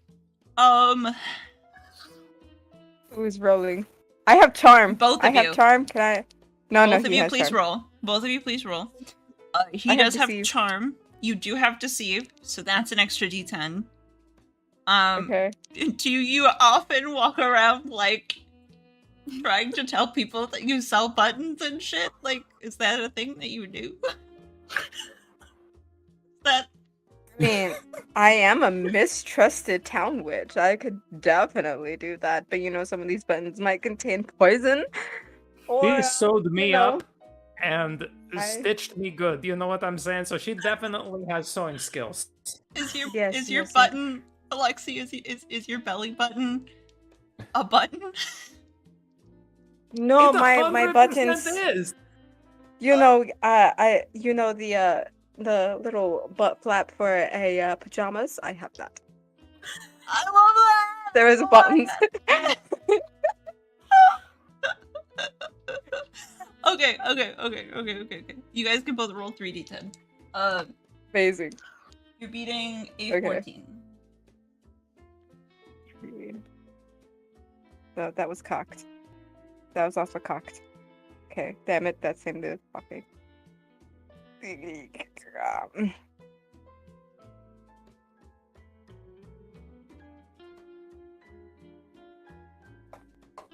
Yay. 23. What? 23? 23. Yeah. Fucking nice, Alexi. Thank God, because I got the hot 5. Oh shit! Like, God, you are so good at this, Tati. So good, so good. And then it's the listing of the types of button. I think that's just It's like it just a little too far. Like the bit it just got away from you a little bit. Talked about me It's- talking too much. No, it's fine. It's fine. Tati is just carrying this deception. Nobody answers the door. But I will say that that does make Oslo's failure to sneak a little less bad. Like you almost don't even hear the knocking of barrels and crates and crunching of glass in the alleyway. Because Tati and Alexi are just excessively loud.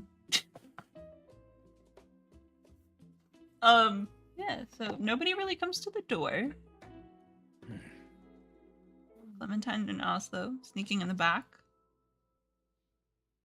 I tell you, nobody, like, neighbors just don't trust it. each other anymore. You know, like I remember when I was a kid in my previous life, when I was actually alive, like you used to be able to go over to your neighbor, knock on the door, and get, you know, like a pound of peaches, and now you just like can't, like nobody trusts anybody anymore. Like I'm knocking, I'm offering a perfectly good deception about buttons, and it's just like what happened? It's kids these days, you know. Absolutely. You know what? Let's try a different tactic. And I'm gonna open the door and walk in. I love it. I love it. Beautiful. The door just about falls off of its hinges because this place is so dilapidated and like destroyed. Clearly it was at one point targeted, and the people who used to live inside of it are gone.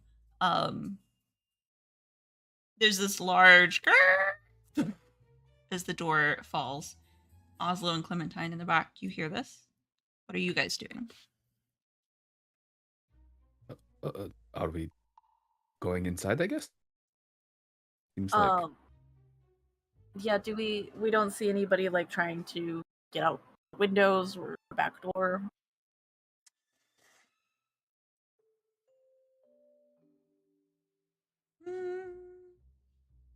What are your Danny shoot track craft watch? Okay. Danny, in this 1d10 check, because you were like you would totally see somebody if they were trying to escape. You can roll 2d10. And you have to beat an 8.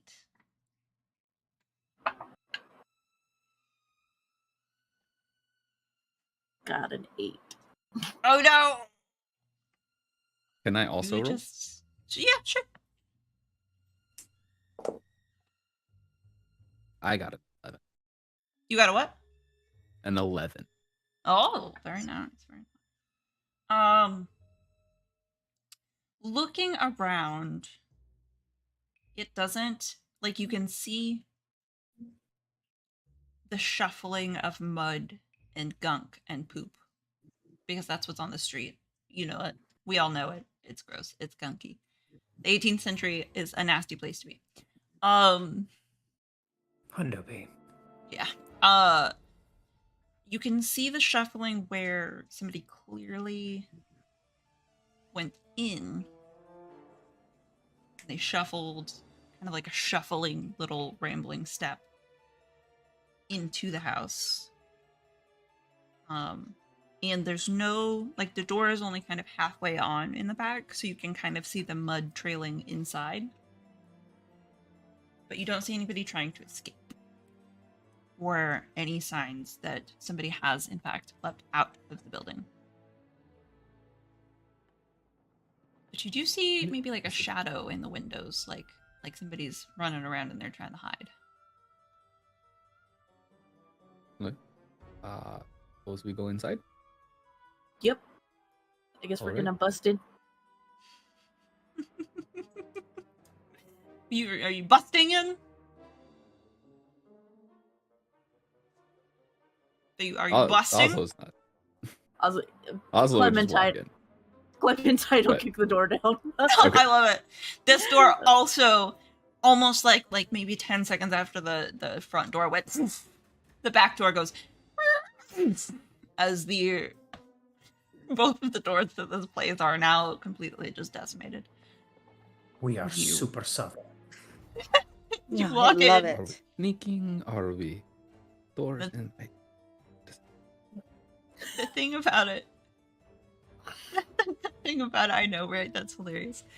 The thing about it is, both of the doors open, and on the first floor of this place, there's a couple of rooms that go off to the side, and there's clearly a staircase that goes up, looking from the front door.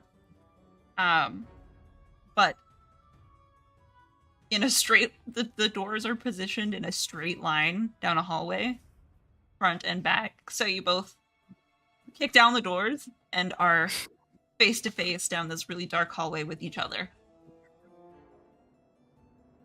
Oh. Did you see anything? I saw someone running. Still inside the house. Is there like any offshoots of room in our end of the hallway? There's like what looks like it might have been a kind of like a dining area, kitchen area, on your end of the house. Up on the front end of the house, it looks like to the left, there's kind of like a shop area that used to be some kind of store, and has been destroyed and ransacked. And clearly, like after this place was demolished, even if the monsters didn't take the things that were left in the store, like the people in the town totally came in and took whatever was left in this place. And yeah, like there's kind of like a little parlor area in the front as well, off to the right, and that staircase that goes up. From Clementine, your side, there's kind of a basement door, like a cellar door, that would lead down on that staircase. Okay. Of course. But Of shadows were on the second floor, so do with that what you want. Can I try to deceive the person out? What are you doing to try and deceive the person out? I'm just going to like kind of get up, and my cat's on my shoulder, so I immediately grab him, pull him down, like rub him self-consciously. Just say, "Darlings, I know you're in here. I promise I won't hurt you right now. But if you come out, I can totally give you some cookies or some fresh fingers that I may have stolen from a few corpses or from totally real people that are alive. You can pick. And the cookies have chocolate, I think. Maybe. But still, come out, please. Hello? Roll. Here's the thing. This would be just a regular challenging roll, but it's going to be a hard roll because you both just kicked down the doors. And are now offering cookies, trying to get the person to come out. So, Tatiana, roll 2d10 for your deception skill, and the roll, of course. And you can add +2 for your cat. Yes.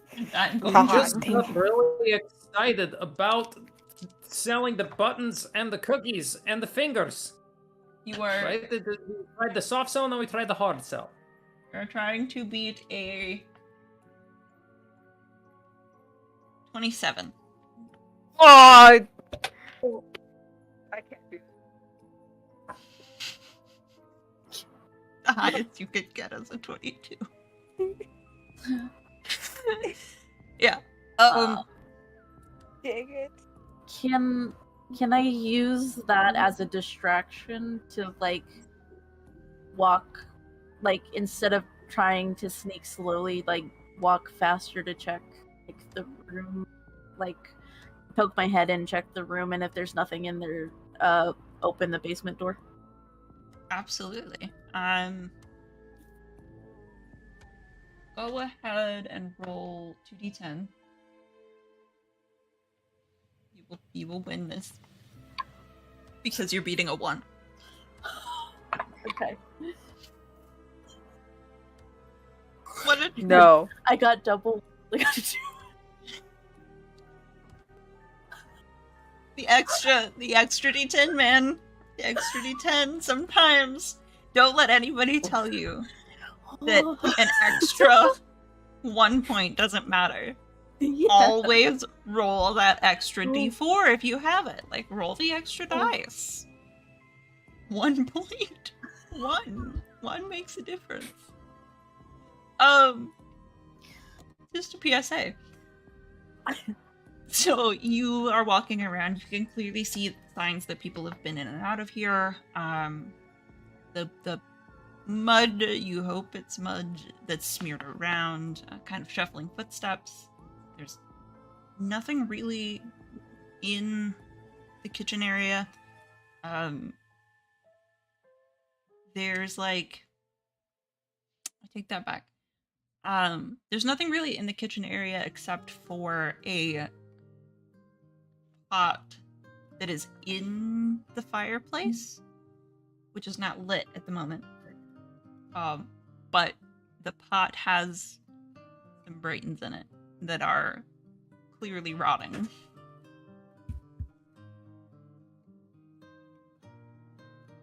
Okay.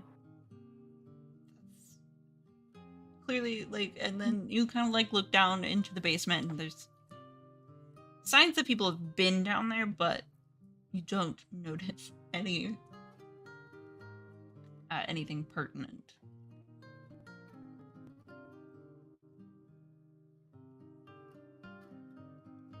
Okay, then I'm gonna go up that way. And I'm going to whisper to Tatiana. Looks like there's brains in there. Know what that? Do you know anything about that? Do what? Do you know anything about brains? I mean, do like you- what you would use it for, like What you would use a brain for? yeah, like if there's like something. Well, She is the I witch. think I'll make She should know, I guess. Tatiana. You have okay, so you do have crafting. I will give you do have crafting as one of your Okay. skills and your background as a witch. So you can roll 3d10 for this, and I am only going to roll 1. Okay. I rolled a 3. Okay. Hold on. It is possible to fail. If your dice hate you like Danny's do. Okay. Okay. How much did you roll? 3. Okay. I rolled a 5. So. Hey! So, you know that creatures who have come back from the dead, sometimes, because they're missing a lot of function in their brain, they kind of have a tendency of craving brains. Sometimes. Just sometimes. Mhm. Not all the time, but sometimes. So they will sometimes save the brains to eat it. You also know that in witchcraft, if you are bringing a cadaver back to life, it's nice to have a couple of extra brains, in case the one that's in the head that you're trying to fix is not viable.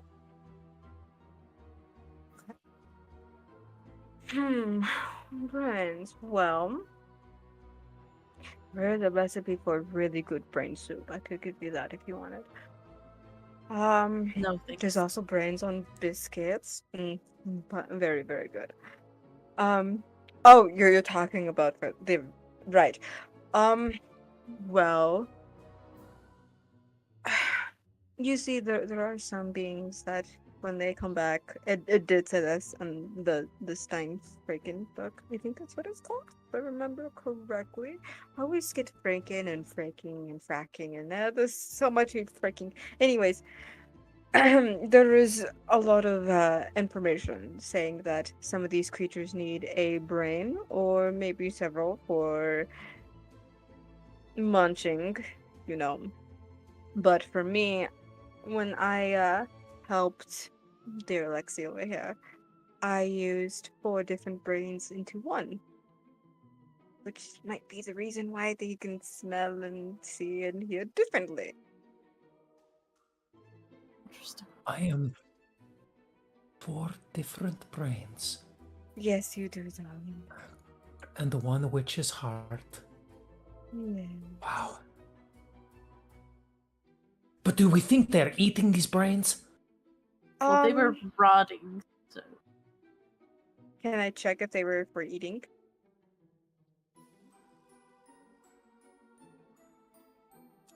How are you checking to see if they were for eating?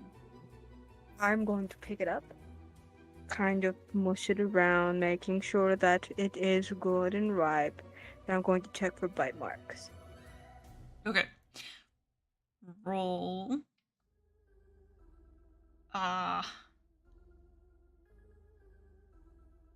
2d10. I will roll 1.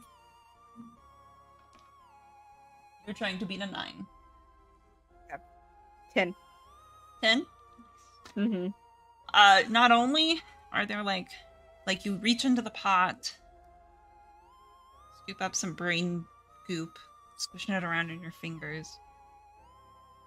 There's not really like bite marks that you can tell, but when you like squish it in your fingers and you like smell it, there's definitely like some cumin in there, maybe some tarragon. There's definitely some parsley you can see. Like these are for sure for eating. Seasoned quite blandly, but could use some salt.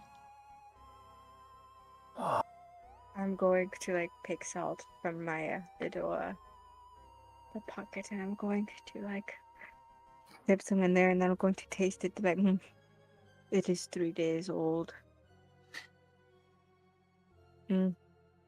Gross. I'm going to put it back.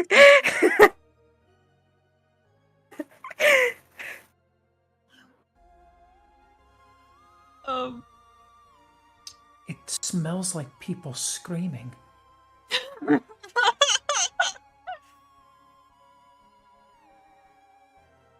Yes, I get it from a manufacturer, so I did not make the people die. I get my brains from a manufacturer. If you don't have your own store bought, it's fine. It's ethically sourced. Ethically sourced. Vegan Yes. brains. Yeah, I need like a button or something, like Tails merch. Let's get on this. Ethically sourced brains. Yes. I get my brains from a manufacturer. I get my brains. I get my brains from a manufacturer, like in big letters, but then the smaller letters. But Ethically sourced. ethically sourced, vegan, stored on is fine. Yes, Clementine, did that answer your question? Yeah. Yeah. You hear some thunking around upstairs. Okay. Yeah, I'm assuming what's here, so I'm gonna keep my bow out and like pull it taut, but not up yet, and then like head up the stairs. Okay. What's everybody else doing? Oslo? I will follow up the stairs. Dope. I will go Tatia, down. your heart is beating so fast. Downstairs. But I am going to go with my friends up the stairs. Go ahead. I will be going downstairs. Okay. Tatiana just breaks from the party and goes downstairs. Everybody else goes upstairs. I love it. It's amazing. Okay. So as you kind of come out of the stairway, there's kind of like a hallway. It's very short. Goes to the back. There's a window, probably the one that you guys had seen. A shadow moving around. A couple of doors probably lead to bedrooms. One that probably leads to like a bathing room. And most of them are closed, but they're also very beaten down doors. You hear that thunking, but you're not entirely sure which room it's coming from.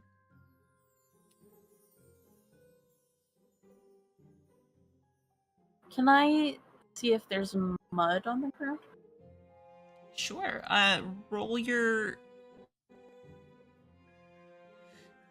tracking, and you're a monster hunter, so roll 3d10.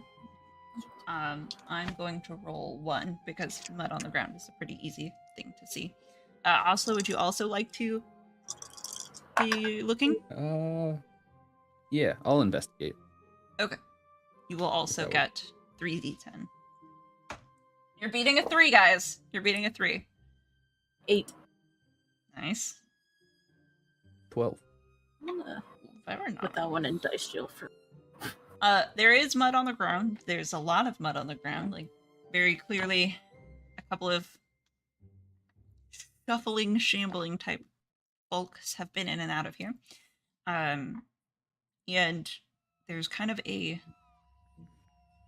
what is a lamp, the old style of lamp where you actually have to like light the inside, that is knocked over at the end of the hallway, but the glass on it is still kind of like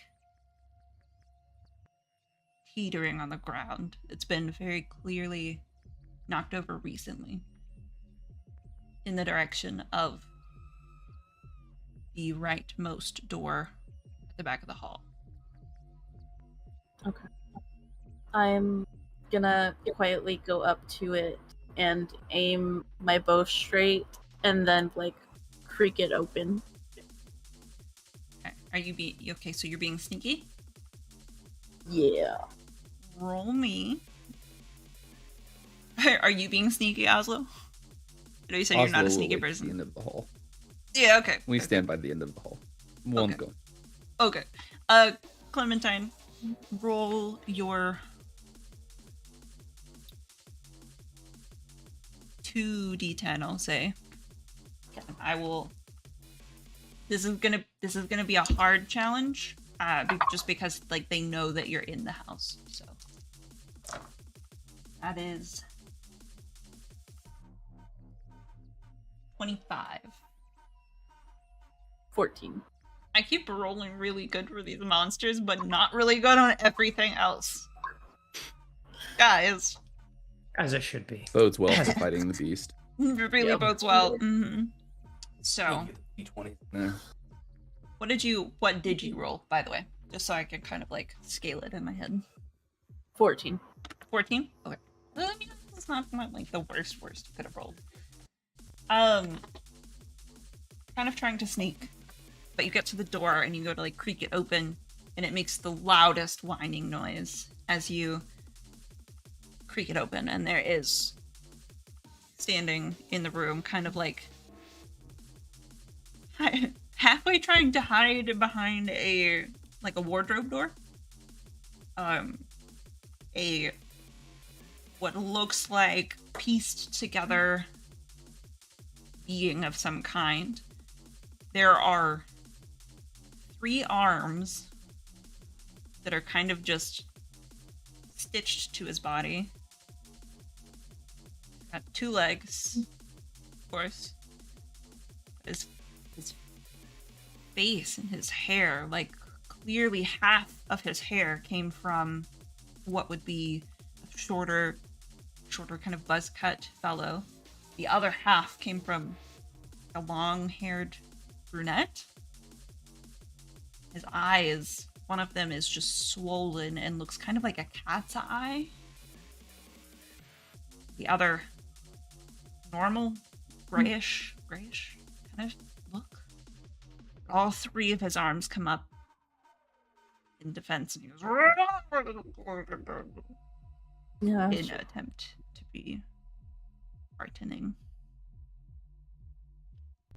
I'm gonna say we're gonna roll to not be frightened here, to see if you can get a shot off before anything happens.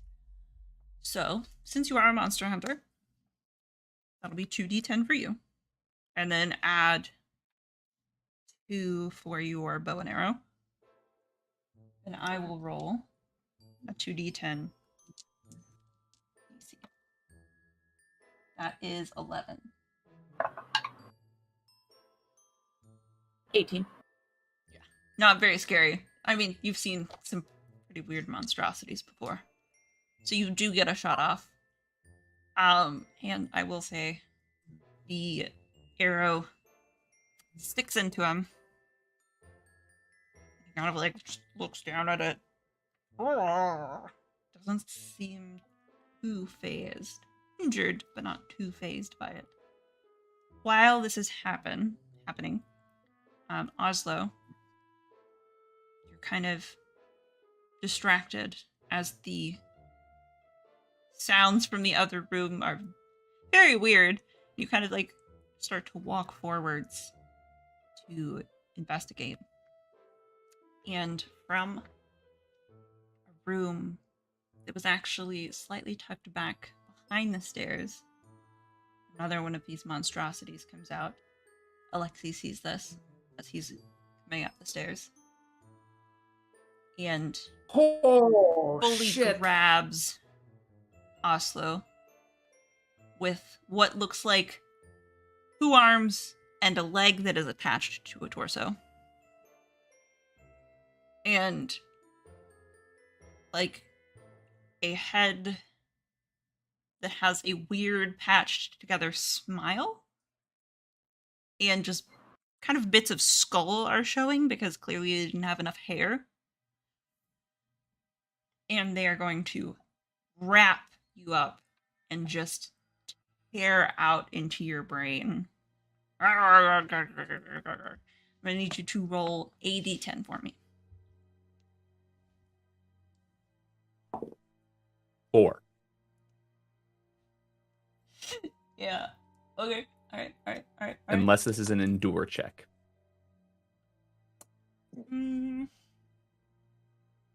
I'll say yes. Go ahead. Roll another die.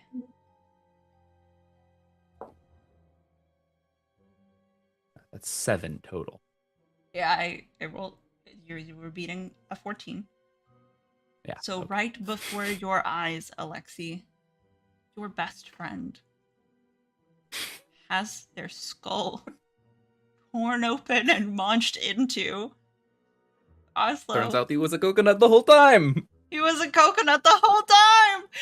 Oslo, what do you look like as you are having your brain munched into and you are dying? You know how, like, in a good horror movie, there's always that character that's, like, a badass? Like, looks like a badass, you think is gonna be the one that's, like, really good, and then they die, like, instantly? Yeah. That's this situation. Just, like, Oslo doesn't even get a gun out, like, doesn't even manage anything. Just goes down. Just not even a scream, not even anything else. Alexei just watches as he just, like, drops. There's a soft slurp thunk as the beast, and like not the beast, but like as this bestial creature kind of like has engulfed Oslo's body with the 2 arms and the 1 leg that are attached to his torso, and is just chowing down on his brain. And on that note, we're gonna take a little bio break because we're going a little longer than expected, and peeing is necessary. I don't know if you knew this. But yeah, we'll be right back. After these messages, I'll be right back.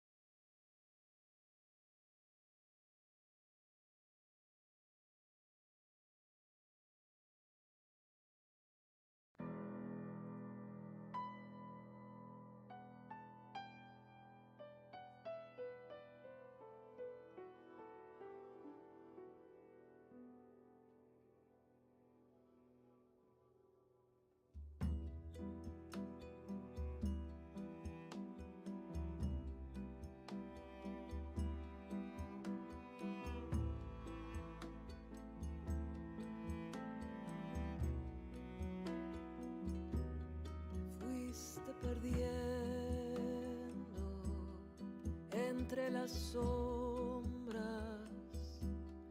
desvaneciendo, siempre otro despedir, a veces más lento, demasiado rápido para mí, siempre tan fuerte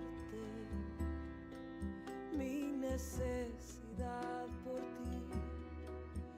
La primera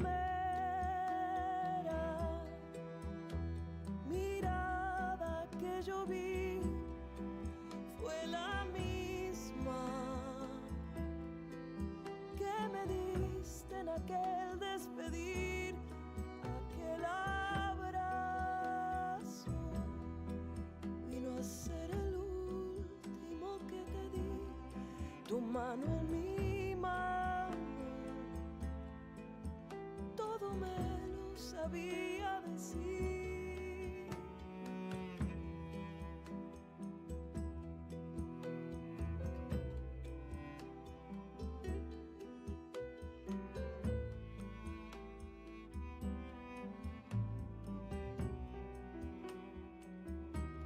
El dolor me ahoga, me agarré tan fuerte de ti, no quería soltarte, no podía dejarte ir, el miedo a perderte no me dejaba respirar, no podía aguantar que ya no estarías más. La primera mirada que yo vi fue la misma que me diste en aquel despedir, aquel abrazo vino a ser el último que te di, tu mano en mi mano, todo me lo sabía decir.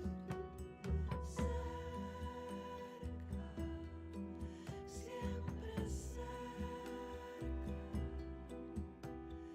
cerca, siempre cerca de mí. Cerca, siempre cerca,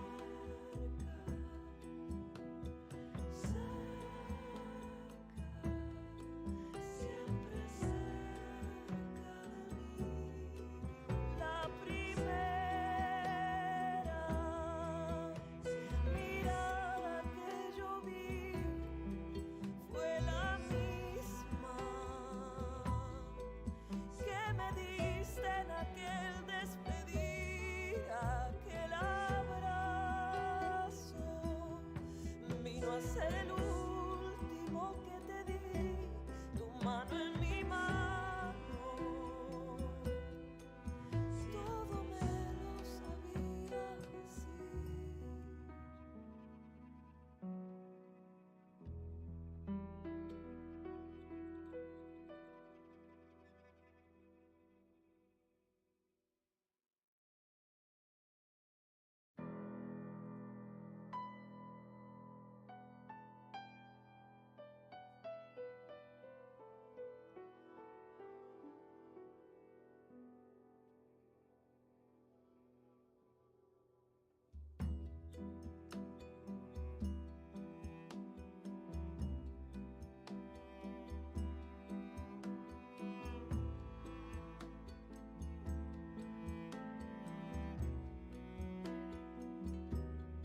Fuiste perdiendo entre las sombras, desvaneciendo, siempre otro despedir, a veces más lejos.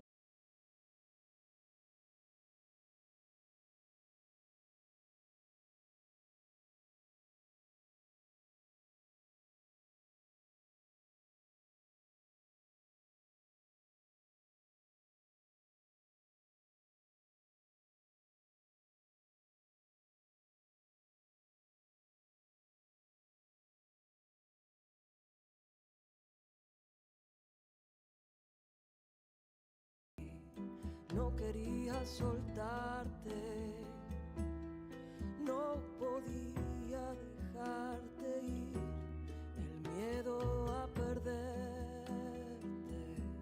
no me dejaba respirar, no podía aguantar que ya no estarías más. La primera mirada que yo vi fue la misma que me diste en aquel despedir, aquel abrazo vino a ser el último que te di, tu mano en mi mano, todo me lo sabía decir. Cerca, siempre cerca, cerca, siempre cerca de mí.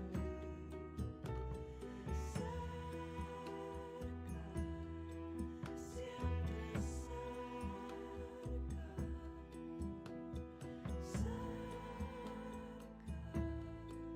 siempre cerca de mí. La primera mirada que yo vi fue la misma que me diste en aquel despedir, aquel abrazo vino a ser el último que te di, tu mano en mi mano, todo me lo sabía decir.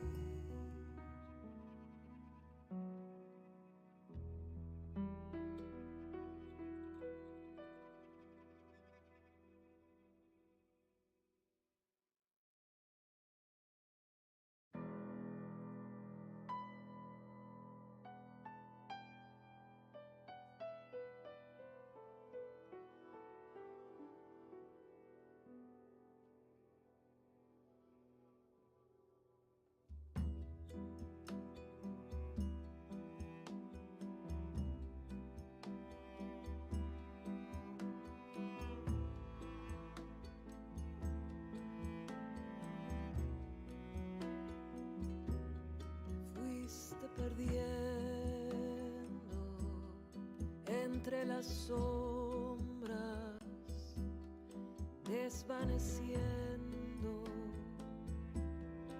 siempre otro despedir, a veces más lento, demasiado rápido para mí, siempre tan fuerte mi necesidad por ti. La primera mirada que yo vi fue la misma que me diste en aquel despedir, aquel abrazo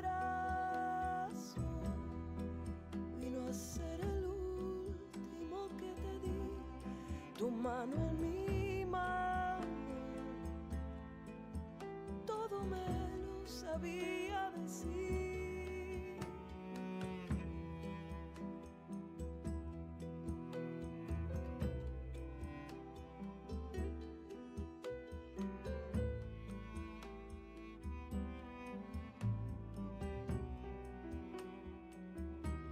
El dolor me ahoga, me agarré tan fuerte de ti, no quería soltarte, no podía dejarte ir, el miedo a perderte no me dejaba respirar, no podía aguantar que ya no estarías más. La primera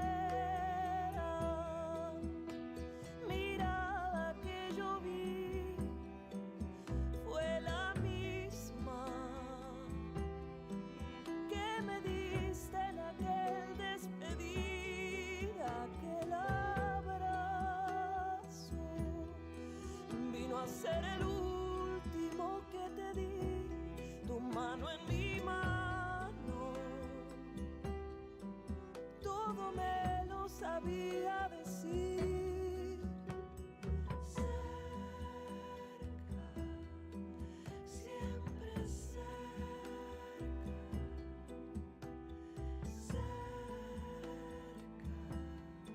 siempre cerca de mí. Siempre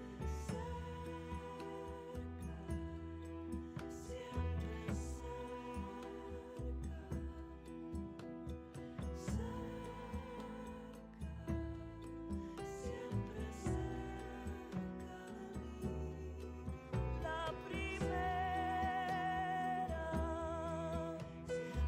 mirada que yo vi fue la misma que me diste en aquel despedir, aquel abrazo vino a ser el último que te di, tu mano en mi mano,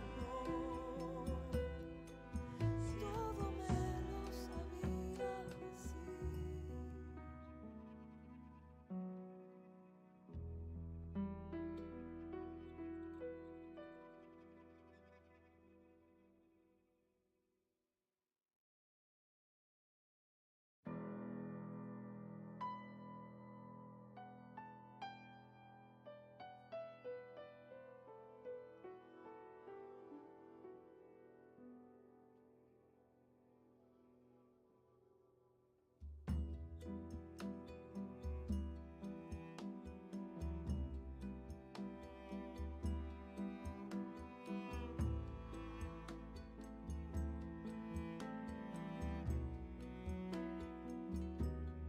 Fuiste perdiendo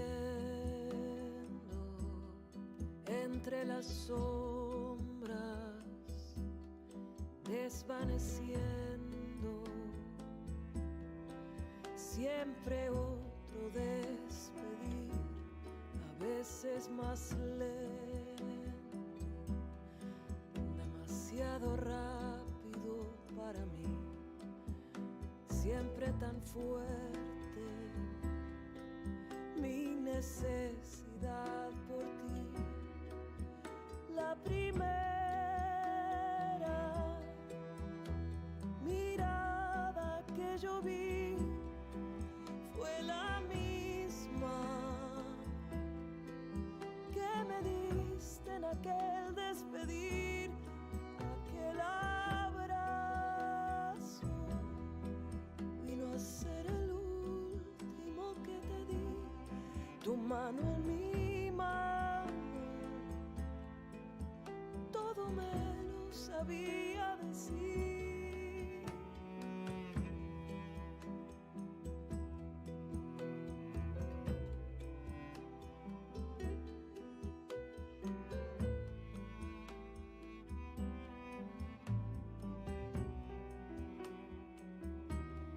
El dolor me ahoga, me agarré tan fuerte de ti, no quería soltarte, no podía dejarte ir, el miedo a perderte no me dejaba respirar, no podía aguantar que ya no estarías más. La primera mirada que yo vi fue la misma que me diste en aquel despedir, aquel abrazo vino a ser el último que te di, tu mano. And we're back. So, Alexi, as you are coming up the stairs, what do you do when you see your best friend being eaten? I feel Tatia's heart stop in my chest. and I think there's almost this this catatonic like he I think he freezes for a second, like can't process what he's looking at, and then I think there is like just this almost like guttural animalistic just emotional sound that comes out like a just as he's like "Ah!" and I think he's gonna reach for his saber and just go to try and hack this thing off of the the body of Oslo. Okay, so you get to roll 3d10 because of your background and your weapon. Well, Okay. wait. What are your skills again? Charm, walk, strike. investigate. Strike. So yes, so you have the skill, and then you get +2 for your saber. Okay. I'm going to roll 2d10 because these guys are like they're squishy, but they're like undead. So. And they got like multiple limbs and stuff. Yeah, multiple limbs and stuff, you know. Very Matthew Mercer of me. Yeah. A 9, 11, 12. You're beating a 4. Plus 22. Yeah, no, like exploding amazing awesomeness. It's like your eyes go a little red. You see anger, totally. and you taste anger. You taste it in your mouth. And then you are hacking and slashing, and there's really not... It's like time kind of slows for you, but it's all happening so fast, and there are limbs just all over this hallway. And when you hack it out of the way, you see Oslo's broken body with its brains leaking out. I kneel down and I try to like it's okay, Oslo. I can we'll just put it back together. It's like when Mama used to tell me about Humpty Dumpty, and I just going to put you back together again, okay? Pick this up, and then Kalinka, my own. There are berries in the garden. Malinka. And I think he just like starts calling to like just like Tatia! Tatia, please help! Please come to help! Oh, you're not crying. You're trying to cry, but like nothing comes out because it's like you're undead. Yeah, yeah, like I think like that's the intent, but like he there's actually like there's no like water or moisture in his body, so maybe there's like just It's this sand. like little bit of like It's salt. Yeah, like a little bit of like salt and maybe like some like black ooze just starts to trickle down. Oh, their baby. face. Baby, poor baby. So, first, Tatiana, you are walking down the stairs and you get roughly to the bottom of the stairs, look around, and see really nothing of note. Just some empty bags and barrels, some rotting vegetables. And, in fact, there's kind of a door that's been kind of covered up and shuffled around. You go to open it. There's all the crystals that are missing from things. You don't know that they were missing because Oslo never told you. But there's a bunch of crystals. All different kinds of crystals. All different shapes and sizes. And then you hear the keening of Alexei and the weird singing. And the cry for help. Clementine. I'm just going. Clementine, you Oh.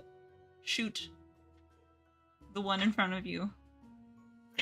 It doesn't appear to do much, and then you hear the crying and the keening and the thunking in the hallway behind you. I am trying not to get distracted while this thing is in front of me. Is it trying to attack me right now?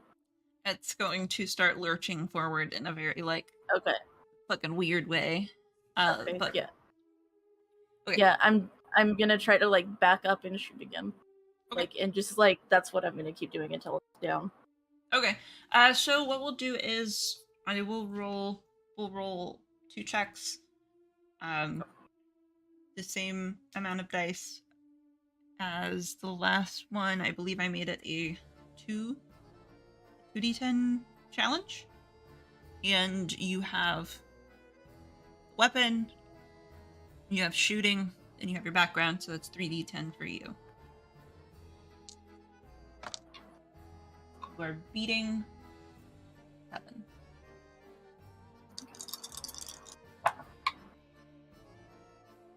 $18. Okay. And then one more time.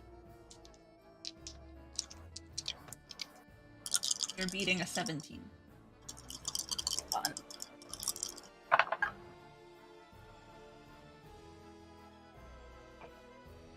$18. Nice.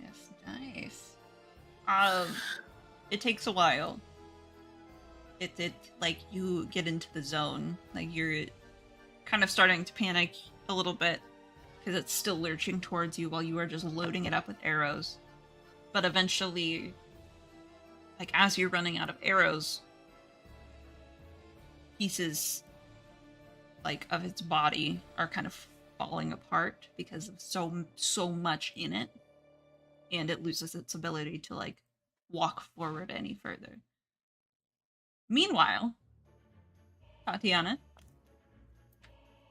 I am grabbing crystals and shoving it in my skirt and my pockets. I'm I'll be right there, darling. I promise. I'm just gonna.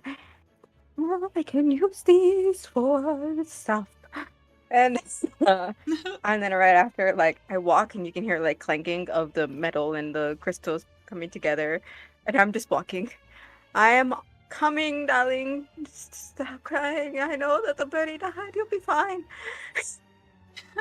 and you walk up the stairs, and peeking around at the top of the stairs, there's Alexi, who is rocking. There's black ooze. There's he's trying to scoop brain back into skull and piece together bits of skull, and there's just limbs and icky kind of goop from the limbs and the sword, and it's just a mess. You hear the thunking of arrows and some curses from Clementine and further down the hallway. And Oslo is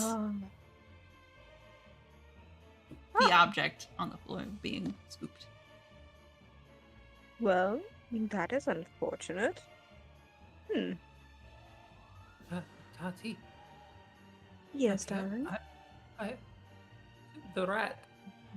The rat. It come and it talked to me and it said we were talking and it said I asked I asked what we were talking about my new friend and getting him to open up and stuff, and it said don't worry, the rat said he will open up, the embrace will happen and he will open up like coconut.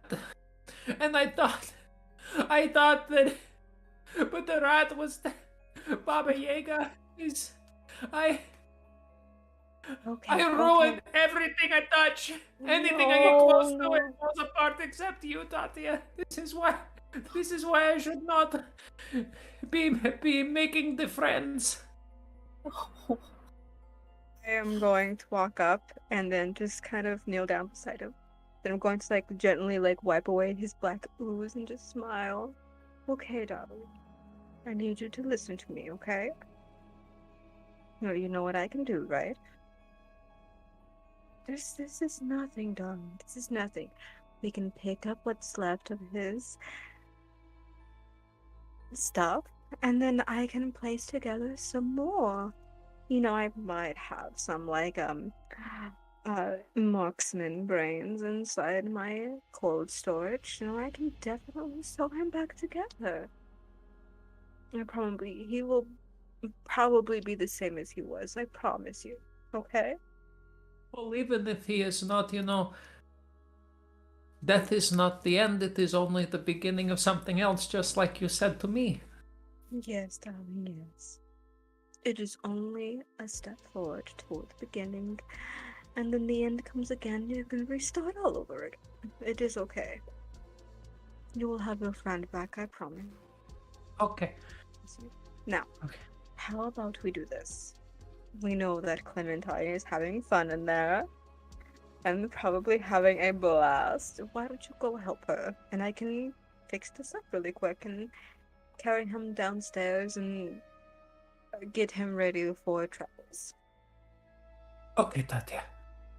Okay, I feel you like do this good. would be a cut to Clementine just not having fun. Yeah, not having fun.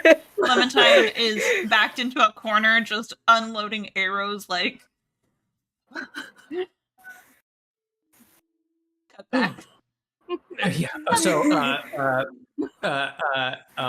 Alexei picks up his saber and runs in, and he was like, "Not going to lose another friend."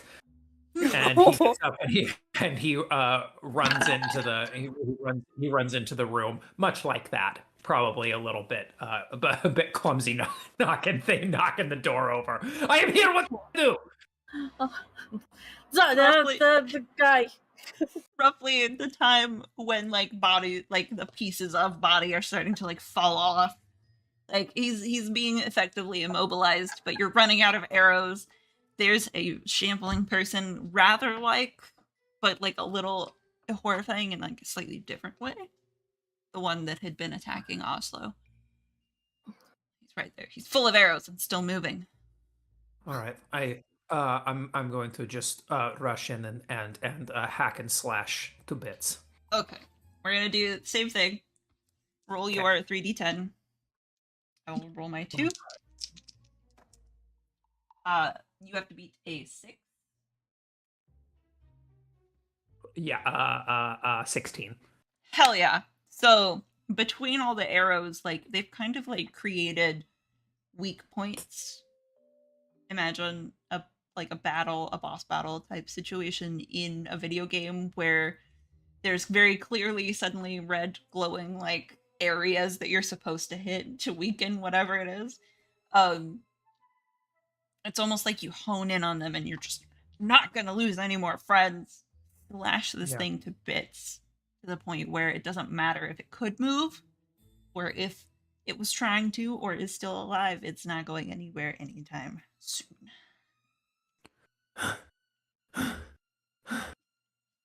Clementine, I feel like I should point out Alexei is covered in black goop that is smeared across his face. There's brains and blood on his hands. His saber is dripping goop. Oh dear. What happened out there? Are you okay? Yeah, I'm okay. I'm definitely okay. I mean, I will be okay. I mean, everything. I'll just reach out and grip his shoulder. It's okay. You're all right.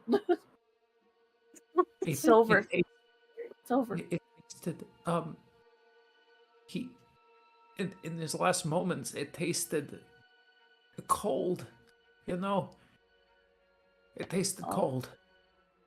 I'm sorry, Alexa. It's okay. It's so funny because I did not know him before today. I just met. I don't even think I knew his last name. It just. I don't get out very much, and it's very strange. I feel responsible somehow.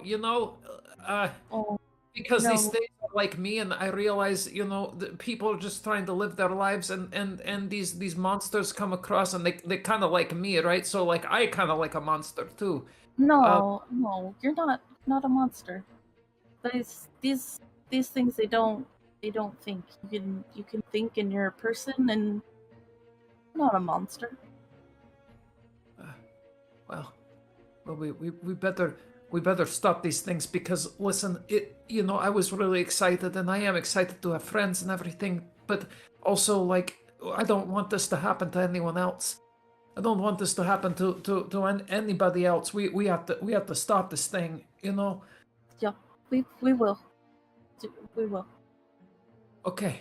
Hey, you really did a good job in here, with the arrows and everything. You're like you're a regular machine. Holy cow. I was panicking a little bit, so thank you for the backup. Is that what panicking looks like? No, you were just like boom, boom, boom. It was like you were cool as cucumber. Thank you. I know panicking. That is not panicking. I was definitely in there panicking, and I think I'm a bit of a mess. I'm gonna be a little. I think I'm gonna be a little conspicuous walking down the street, but it's okay.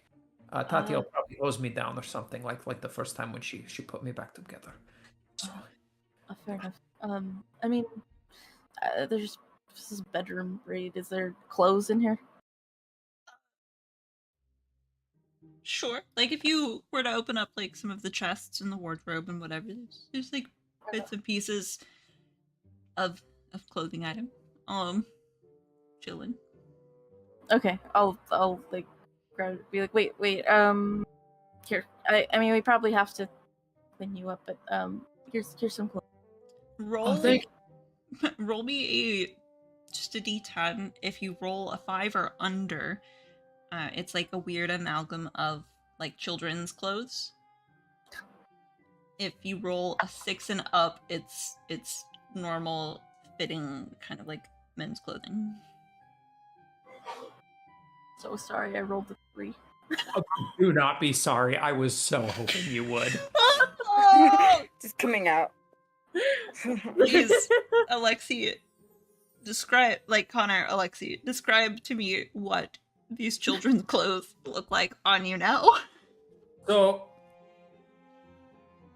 what I'm imagining is like on the bottom are just some like really like kind of thigh high stockings with some blue pantaloons, maybe like a woman's a shift or like blouse on top with like I don't know, like a little Lord Fauntleroy I love it. jacket, and then I think like a little short, so it's like a midriff everything's showing. like a little short. Like this was like the kids' room or whatever, and so everything's just a little bit short. But yeah, and so it probably looks very terrifying, to be honest with you. Like this very pale skin, eyes are still like the red is like fading a little bit.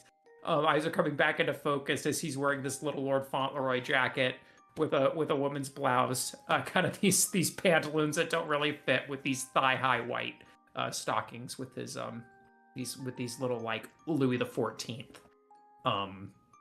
shoes. Heel boots. How do I look? Less full of zombie gunk. Yes. Well, that's a good thing, right? Oh, and look, there is this little belt, and I can now put my saber in, and that way it won't cut my side anymore. Like I'll have to tuck it into the back pocket. So now I just have my saber on my side. I mean that's good. Yeah. Why don't we clean you up? Yeah, and let's go get for Oslo. So after montage, of course, we cut to Tatiana. What does your little montage in this moment look like? I am holding on to Oslo's arms and I'm like dragging him down the stairs here. So I'm like dragging him down. His and brain like, falls down, out. You have to like pick it back up. Okay. Take all of this stuff in it, push it back in, and then go clunk, clunk, clunk, clunk. And then I get tired, then my back starts to hurt, then I let him go, and then I'm like, oh, crap. Falls all the way down. I'm like, ah. Then I go back and I drag him to the front door, and then I just wait for a long time, and then I just start dancing a little bit. And I probably step on his brains accidentally. Oh no. This poor I really need a part 2 to this at some point where Oslo comes back and and Conlon has to play Oslo like completely completely different. Yes. I love it. So I'll be his mother. who is coming down the stairs first? Is it Alexi or is it Clementine? I guess Clementine. I'll be bringing up the rear. Okay. Yeah. So Clementine, you come down the stairs and you see Oslo, a little battered. Some of the bones are a little bent in places. Tatiana's just standing there, like hands gooped, kind of like from the tips to the elbows. Bulging pockets. Okay. I'm just gonna go up to Oslo's body and pull out like the pistol and the ammo, like the extra ammo. I love and it. take that. Okay. Add that to your inventory. I'm not gonna ask what you're with the body. I don't think I want to know. My cat is like licking his face. And then you see Alexi come down the stairs in this outfit. How do I look? So beautiful. Oh my god. Just... Oh. Thank you. Well, I didn't know what to make. I was feeling a little insecure, but I just try and kind of a different look. I feel like a different person. I feel like, when people are like super dramatic, I remember in life when, people would come and I was an alienist and I was interviewing people and they were like, I feel like this was such a defining, changing moment in me. I was like, one moment does not define and change you. I think it does. Katya, I think it definitely does. I feel like a very different person. And is that Oslo?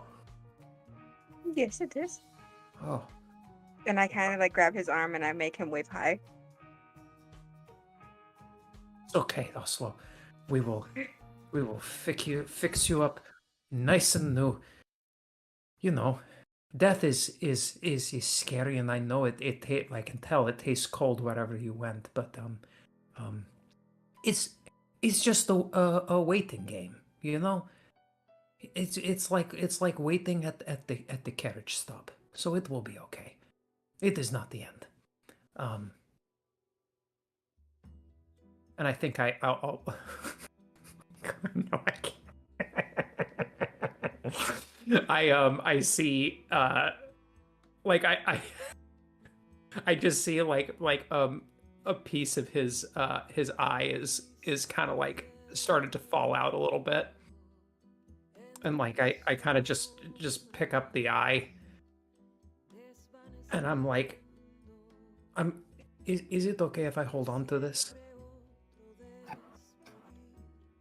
Well, let's ask him first. And I look at Oslo. Oslo, darling, do you mind if your best friend holds your eye until you come back? And then I make him nod. Oh, see? He's okay with it. All right. Well, it makes me feel better. Like it's like a little token of friendship. And I just like I open up my little Lord Fauntleroy coat and I just stick it in the pocket of the little eye. It's okay. You will be able to see everything we're doing. You won't feel like that. Clementine?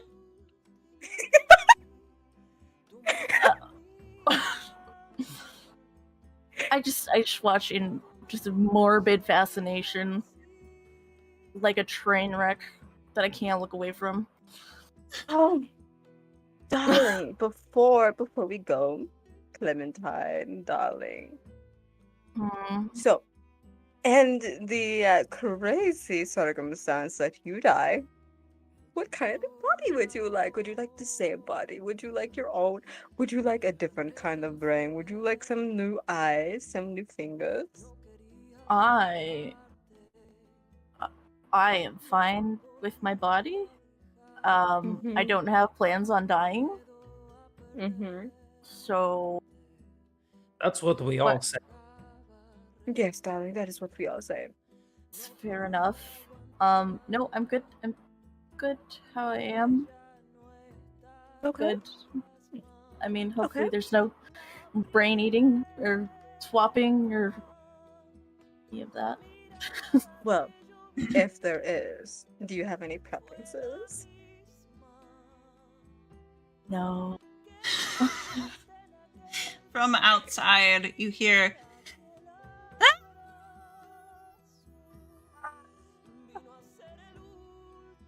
What is And- going on? I think There's- that's what people say when they hear me. peeking out of the doorway of the broken down door, of course. Somebody is running, clearly bloodied, missing like half of one arm, but appears to be alive. Their long, like brown hair trailing behind them. A kind of like tattered nightgown dress. She is yelling, "Ah! Behind me! Like, in the forest! They're in the forest! The monsters! They're in the forest! Somebody!" What's the over and under that's on you?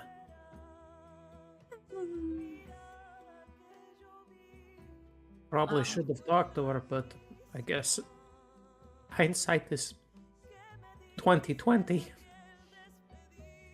Well, We got to stop this, gang. We can't let this happen to anyone else. I think it's in the forest.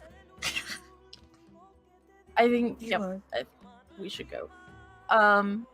Can I say that while Alexi was getting dressed that I picked up and cleaned my arrows as best I could?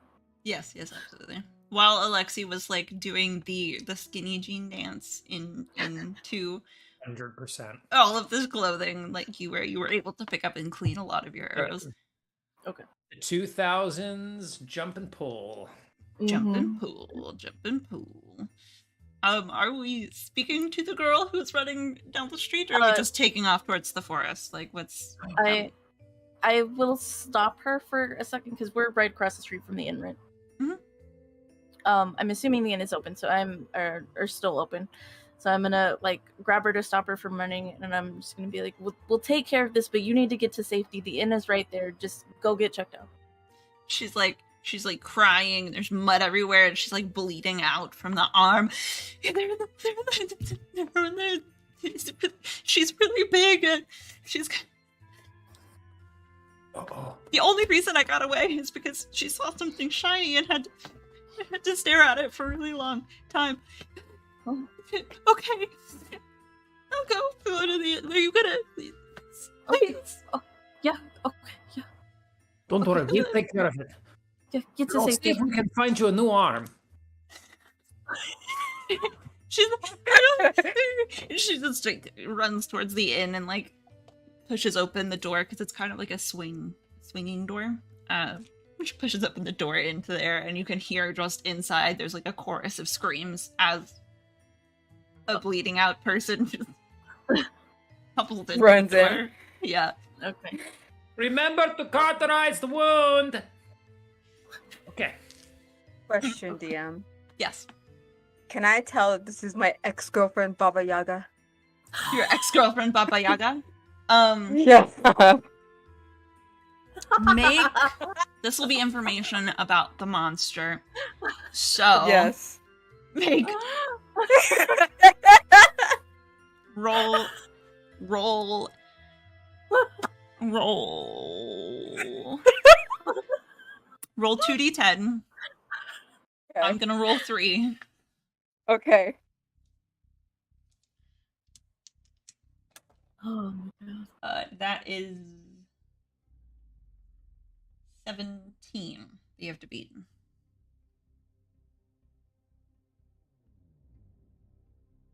18.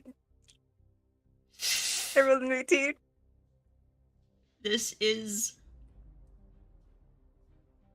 not your girlfriend, Baba Yaga. Oh, thank God. Oh. Your ex-girlfriend, my bad. I don't know. Whatever. Mostly because it seems like from the descriptions it's something more like Alexi, but stronger and bigger and more powerful. Like a well put together, juiced up Alexi. Probably made for my ex-girlfriend. Maybe. It's possible that it could be a creature that Baba Yaga made. But at this moment, this it's not who you're going to face is not Baba Yaga. I will ask that person then when we come to them. So, taking off into the forest. Yep. I would sing a song right now about going places that you don't know, into the darkness and the things that are unknown to you. But I know that's a mouse with ears has definitely copyrighted that, so I won't do that. Go into the forest. It's around noon at this point.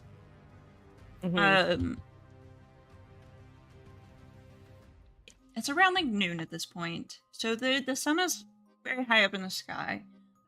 But as you travel through this pine forest, the denseness of the trees gets so thick that it gets pretty dark pretty quickly.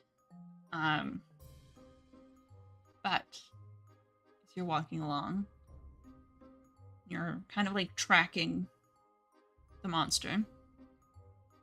And the path that the girl took, it's easier to tell because somebody did just come tearing through the forest towards the town. So you can follow kind of the trail that she left behind. And it opens out into a kind of clearing where there's a couple little huts. There's some effigies, human skulls, monkey skulls, dead fish bones, just all kinds of things that are tacked together into some little totems meant to scare people off. There's a couple shambling, weird looking monsters with multiple legs, multiple arms, different colors and types of arms and legs and eyes, hands, blah blah blah blah. They're shambling in the woods, but in the center here is a very tall woman. Her skin is a soft, kind of like a thickly green yellow color. Clearly been undead for a long time. She's got a couple of places on her head, in her chest, on her hips, where you can see there are bolts sticking out. All stitched up, different types of, she's got matching limbs, matching very long black hair that is all kind of like a frizzy curly that hangs down. A couple of white streaks that jet through this hair. Her limbs are again, they're matching but not matching each other or the body. Like the legs are a little too long for the torso. They're also a slightly different shade than the torso. The arms match, but they're a little too dainty for the legs and the torso. face looks like it might have come from a model of some sort. It's kind of stunning, actually. And she's there in this tattered kind of black gown, staring down at a crystal before she notices that you guys are walking in. Now, are we sneaking or are we just charging? Clementine would definitely try to sneak. Okay. Alexei stops dead in his tracks because he was not expecting to see this beautiful angelic creature before him. I am walking up. Just walking I'm up. All right. say, yeah, I'm walking up. I'm like, excuse me, who paid you? Okay. All right. Okay.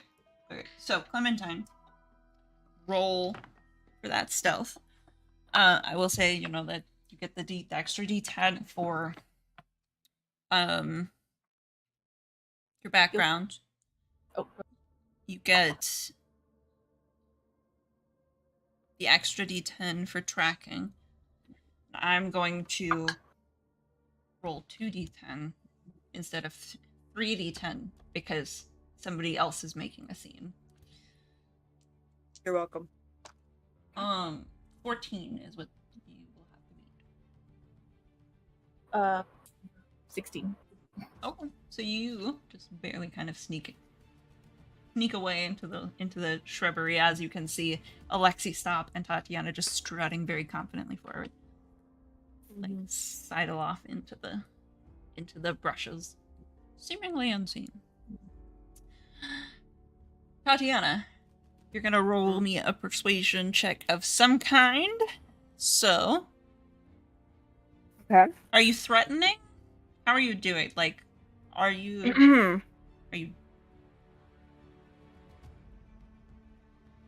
Okay. So, seeing as I'm a witch and my coven is like what was part of Baba Yaga, and then Baba Yaga and I fell in love, and then Baba Yaga just fucked me over, and Not all this lore. here I am. And I love this And lore. so- I love the lore drop. And so I am just kind of really mad, jealous in a way, because, you know, Baba Yaga did my thing, but she made so many more. And I'm like, oh, that bitch. How dare she? This is my shit. She knows this is my shit. So I'm threatening. Roll 3d10. And Okay. I'm going to make this a 2d10 check. Okay. That is 15. Which you'll have to beat.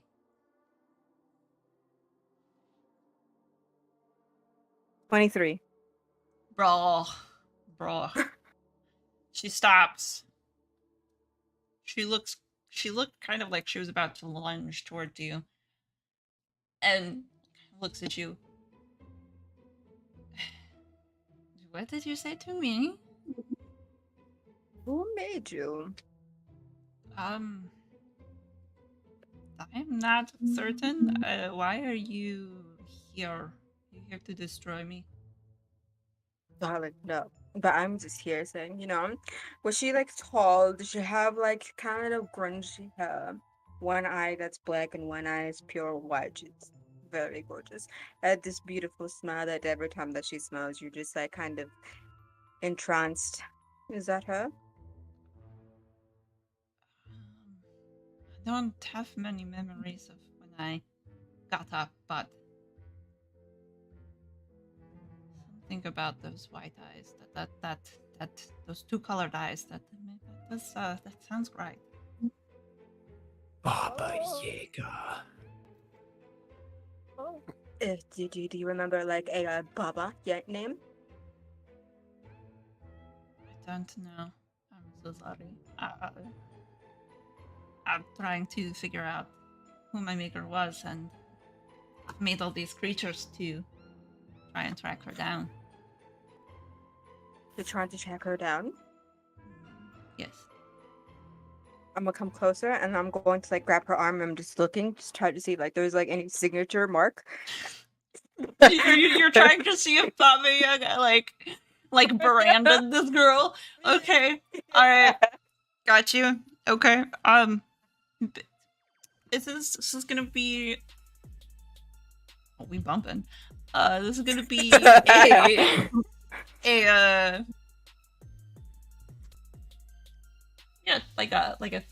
it's gonna be a 3d10 check purely because you do have to get close to the monster.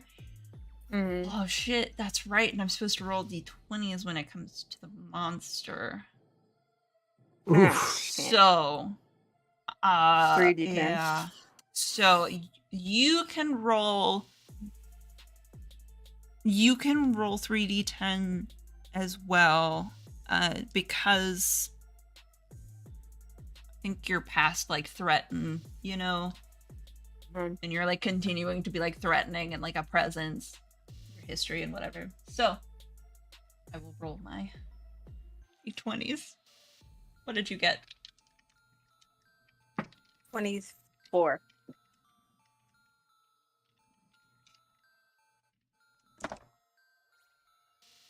Okay.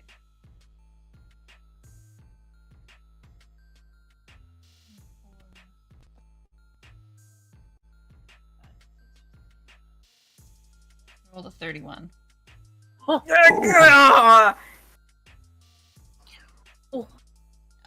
So you go to like grab and like grab at her to try and see if there's any markings, and she's just like, what are you trying to do? Like, what are you doing to me? And she like pushes you away. Woman, she's gonna sock you like right in the jaw. Okay, go Away ahead. from me. Fuck away from me. I will have you roll a d10 and I will roll a d10 and we will see. Okay. We'll see. Oh, actually I will roll a d20, my bad. No, It's no the rolling monster. d20s. It's the monster! No! You're not using any of her weaknesses. If you used one of her weaknesses, it would go down to a d12. Wait, hold on. I'm just when I'm moving, I can hear my crystals shaking, and I want to take out one and make a trade room. So as she's socking you in the jaw, her attention just gets caught by the crystal, and it's not like an I'll trade you sort of like attention. It's just she's staring at it for a minute. Let her And move I it. will To roll see she. a d12 if she does follow it with. Oh yeah, I did it! I smart. I will roll a d12 against your d10. What did you roll? I rolled a 10. She rolled an 8. So you do not get socked in the jaw. She is going to do it, and then that crystal, like her attention, is just on it. She's kind of mesmerized.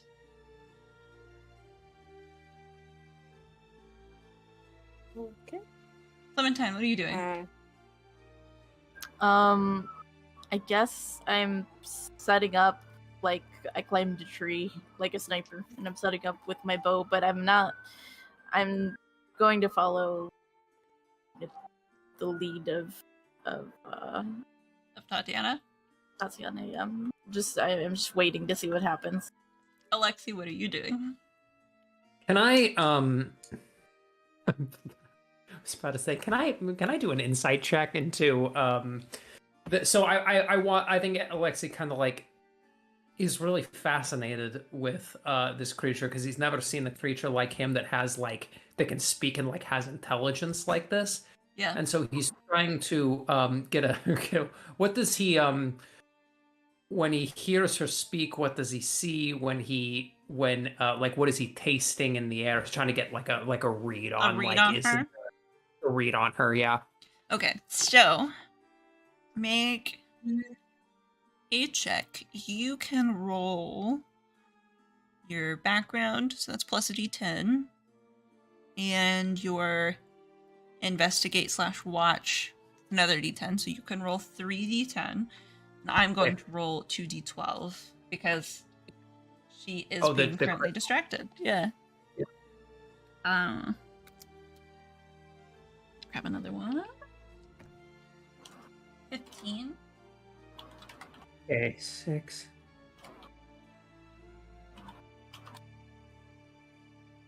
Oh, 16. I rolled a 6 and 2 5s. Bro. So you're watching, and you are just standing there watching, and like you kind of like echoed a couple of Tatiana's statements, right? Like Tatiana was like Baba Yaga, and you were like, and like you're just processing and tasting and just, and it's wild. Like you do taste that signature Baba Yaga kind of like spice there. Like you do taste it. Yeah. It's there for sure. And you can sense that there's just like maybe it's more electricity. Maybe it's just zingy. Maybe you're just tasting the electricity from being so attracted in this moment. But like you can kind of taste that electric field, like something about the manner in which she was electrified is what is making her so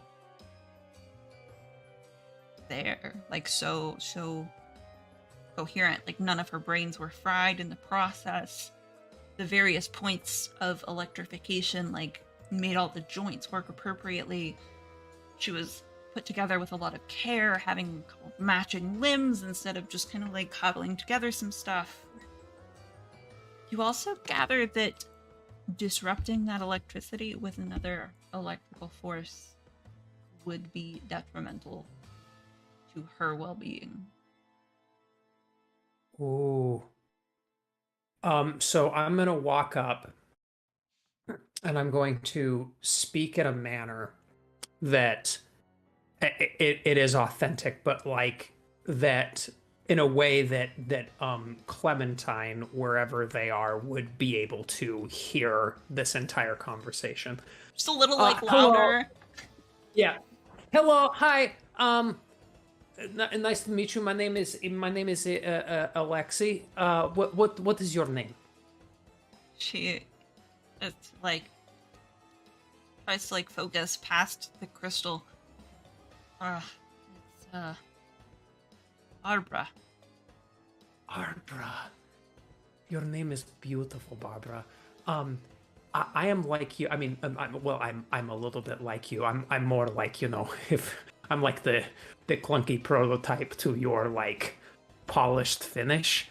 That's my maker that you're talking to, Tatia, and she's amazing. But like you are an absolute work of art, and I can't help but get the sense that, you know, anytime that we are electrocuted into life, you know, anytime that you know that shock of life comes, and you know, a shock or anything electric would take it away, right? And so life is so electric, but you know, it can feel naked and scary and alone to be out in the world looking for like who made us, what is the point of existence, like what you know, the search for our maker, isn't it really just the search for ourselves?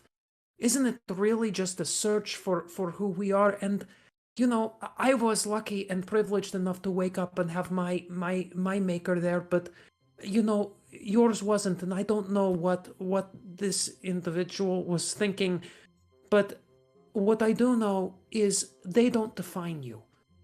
And I know it's scary and hurt people, right? But you don't have to be alone, right? Like I can be kind of loud and extra, and I make friends sometimes, and then the friends get smashed and destroyed, and I feel really responsible. But also there is goodness and life in the world, and just because, you know, we look a little bit different, and we're you know, sewn together and electrocuted instead of born, right? Like there's so much to discover we can forge our own path. And so, I would like to maybe take you out sometime, but it would also maybe be a boundary. Like, it would also be nice maybe if like we didn't make more things that are running around and killing us, right? Because we're just repeating the trauma cycles, right? We're just continuing to create a generational trauma. And you and I, we can break that generational trauma right here. I mean, it won't be perfect. I'm not a perfect person, but that's all. And now I'm rambling. You're like, what so did you say, Barbara? Alexi is laying it on so thick, but I'm gonna make this a 1d10 check against Clementine. Roll 3d10 to pick up on what Alexi is putting down about electricity. Give me. Okay, all right. Where did my d10s go? There. You have to beat a 5. 8. Nice. So you pick up that out of all of the words, you definitely said electricity, and when we are electrified, and electricity quite a few times a little louder in that sentence. Yeah, I'll pull out the arrow and like make sure that look over and make sure that they're still fine. And then can I start tweaking with it to see if I can make it work how Gregor wanted it to? Sure. Crafting is one of your skills. Your background is whatever. You have bow and arrow. That'll be 3d10 with a +2. So I'm going to roll. I think this is a 2d10 kind of check.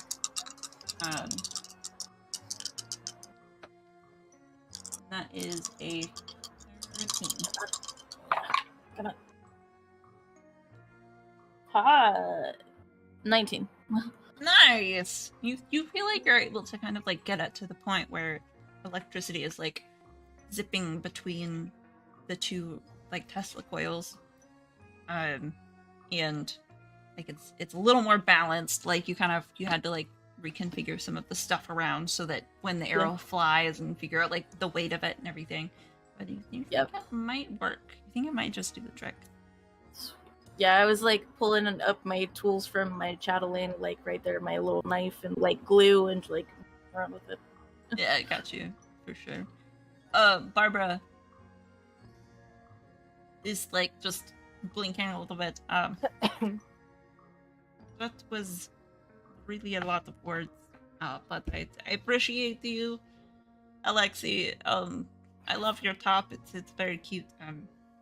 Oh, thank you. I was trying out a new kind of a new word. I think the midriff style is really coming into fashion. I think so too. Like, why aren't we showing off our midriffs a little bit? Like, why do we have to cover our stomachs? You know what I'm saying? Like, and I have this really cool button that Tatia sewed on to my belly button, and I think it's pretty cute. Tatiana, what kind of button did you sew onto Alexi for his belly button? Turquoise. It's a turquoise belly button. It's beautiful. Literal belly button. It's fantastic. Love it. Tatiana, what are you doing in this moment? I am looking around just to see if I can see any kind of signature of Baba Yaga on her. Kind of like maybe like lifting up her dress to see it. Like it's not there. Kind of like parting her hair. Like, oh, I was Baba Yaga. Where would I put the top? And then I'm going to kind of think, and then I'm going to like grab her ankle, then pull up her foot and look at the bottom of her foot. Okay. All right. So, go roll 3d10, and I will roll 2d12. Okay. You have to beat a 13. 18. Nice. Very nice. So you lift up the foot, which takes her off balance and sends her like into the mud, of course. Kind of breaks the spell a little bit of, because like she's lost sight of the gem, and she's lost sight of Alexi, who is taking some of her attention right now as they're chatting. But you see it on the bottom of her foot. There's that symbol. Symbol that is burned into your brain because you've seen it so many times. The woman you love and also hate. Kill her now. Kill her. End her life. Please. Wherever you are, just end her before I stab her. Please. Thank you. Then I'm just gonna walk away. Clementine? Yeah, I guess. So That's you, so- Clementine, roll your 3d10 plus 2 for your, well, actually plus 3 because you're using an upgraded arrow. Okay. And let me just, the next dice down from a 12 is a 6. 10. It's a 10, right? 10, yeah. 10. Yes. I'm good. I can do math. So she's going to roll 2 regular d10s. If I can find my d10 amongst all these dice that I've pulled out at this point. I have pulled out so many. Okay. Here we go. You have to beat a 14. I got a 20. Hey! Hey! Out Oh, of no. the trees, this arrow comes flying. It arcs with lightning behind it.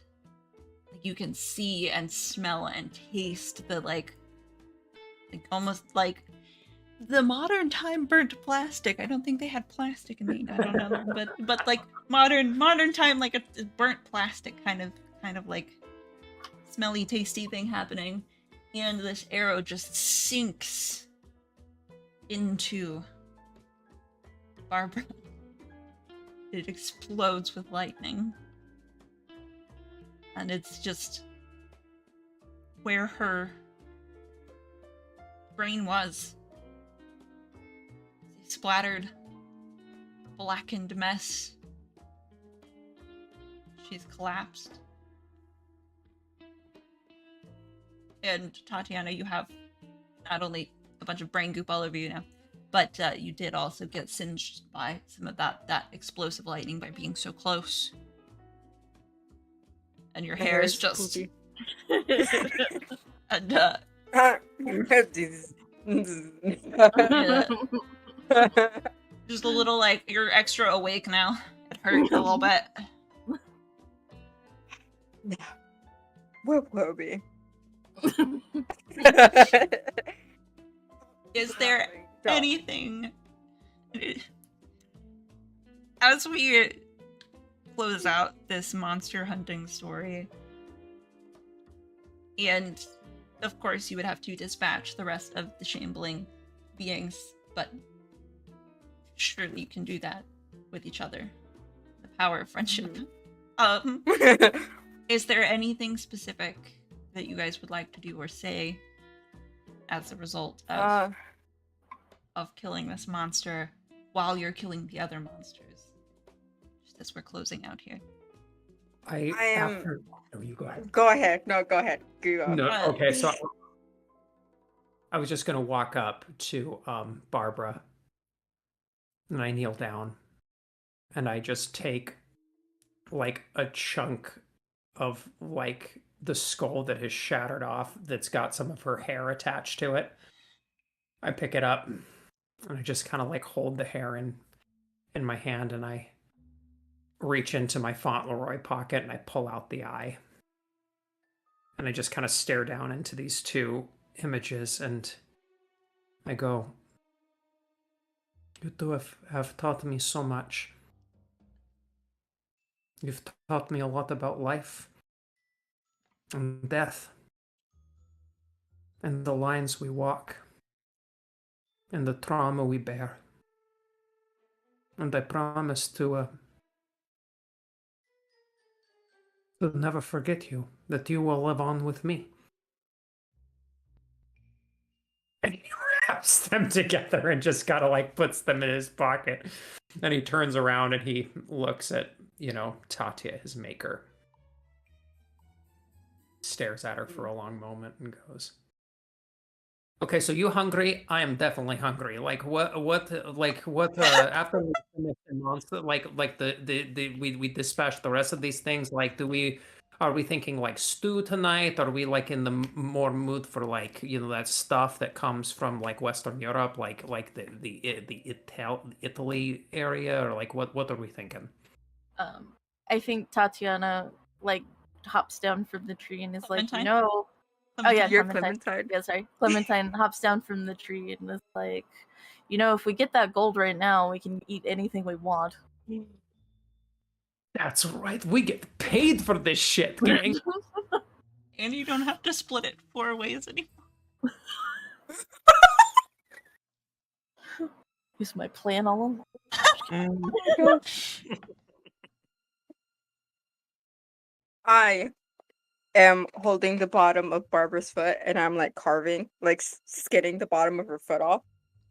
And then I'm just like, I pull off the symbol, and I'm like, bitch, and I just toss it. And then I'm like taking the Barbara's body, and I'm tossing it on Oslo's body, which is in a wheelbarrow. Love And it. I'm like, okay, we're going. And I will wheelbarrow them out. I'm like, it's okay. I will make your best friend and your girlfriend or whoever they are together, and I will make them beautiful. Let's go. It's going to be one big happy family. It's one big happy family. And I'm going to take back what's mine, bitch. I love it. So as you are wheelbarrowing 2 bodies, like Tatiana is not a muscular figure. Like Tatiana is a very like creepy and gangly and creepy. Just wheelbarrowing 2 hefty bodies. You can see the like nodules of her spine a little bit. Alexi trotting along. Clementine, closing thoughts? Yeah. As you leave the forest? I think I just don't know if I want to just leave and never come back, or if these people are just so interesting, like I have to stick around. So it's just like I don't know what to do here, but I guess I'm sticking around, at least for dinner. Her big brain soup. I'm not You are sticking going around for to dinner. love it. He does the best brain soup. I'm gonna go out to eat. Okay. See you later. Okay, well, we'll It's get okay. drinks We'll- afterwards, and we'll talk. I feel like this is the beginning of beautiful friendship. Okay. Yeah. All right, Alexa. That beautiful, beautiful note. We're gonna close off this lovely, spooky kind of one shot. Thank you so much for hanging around, those who are watching. It was it was a lot longer than I thought it was going to be, and thank you so much. Thank you, players, for being amazing. I love you all. It was awesome. You're perfect, all of you. Yeah, we'll see you Tuesday. Bye.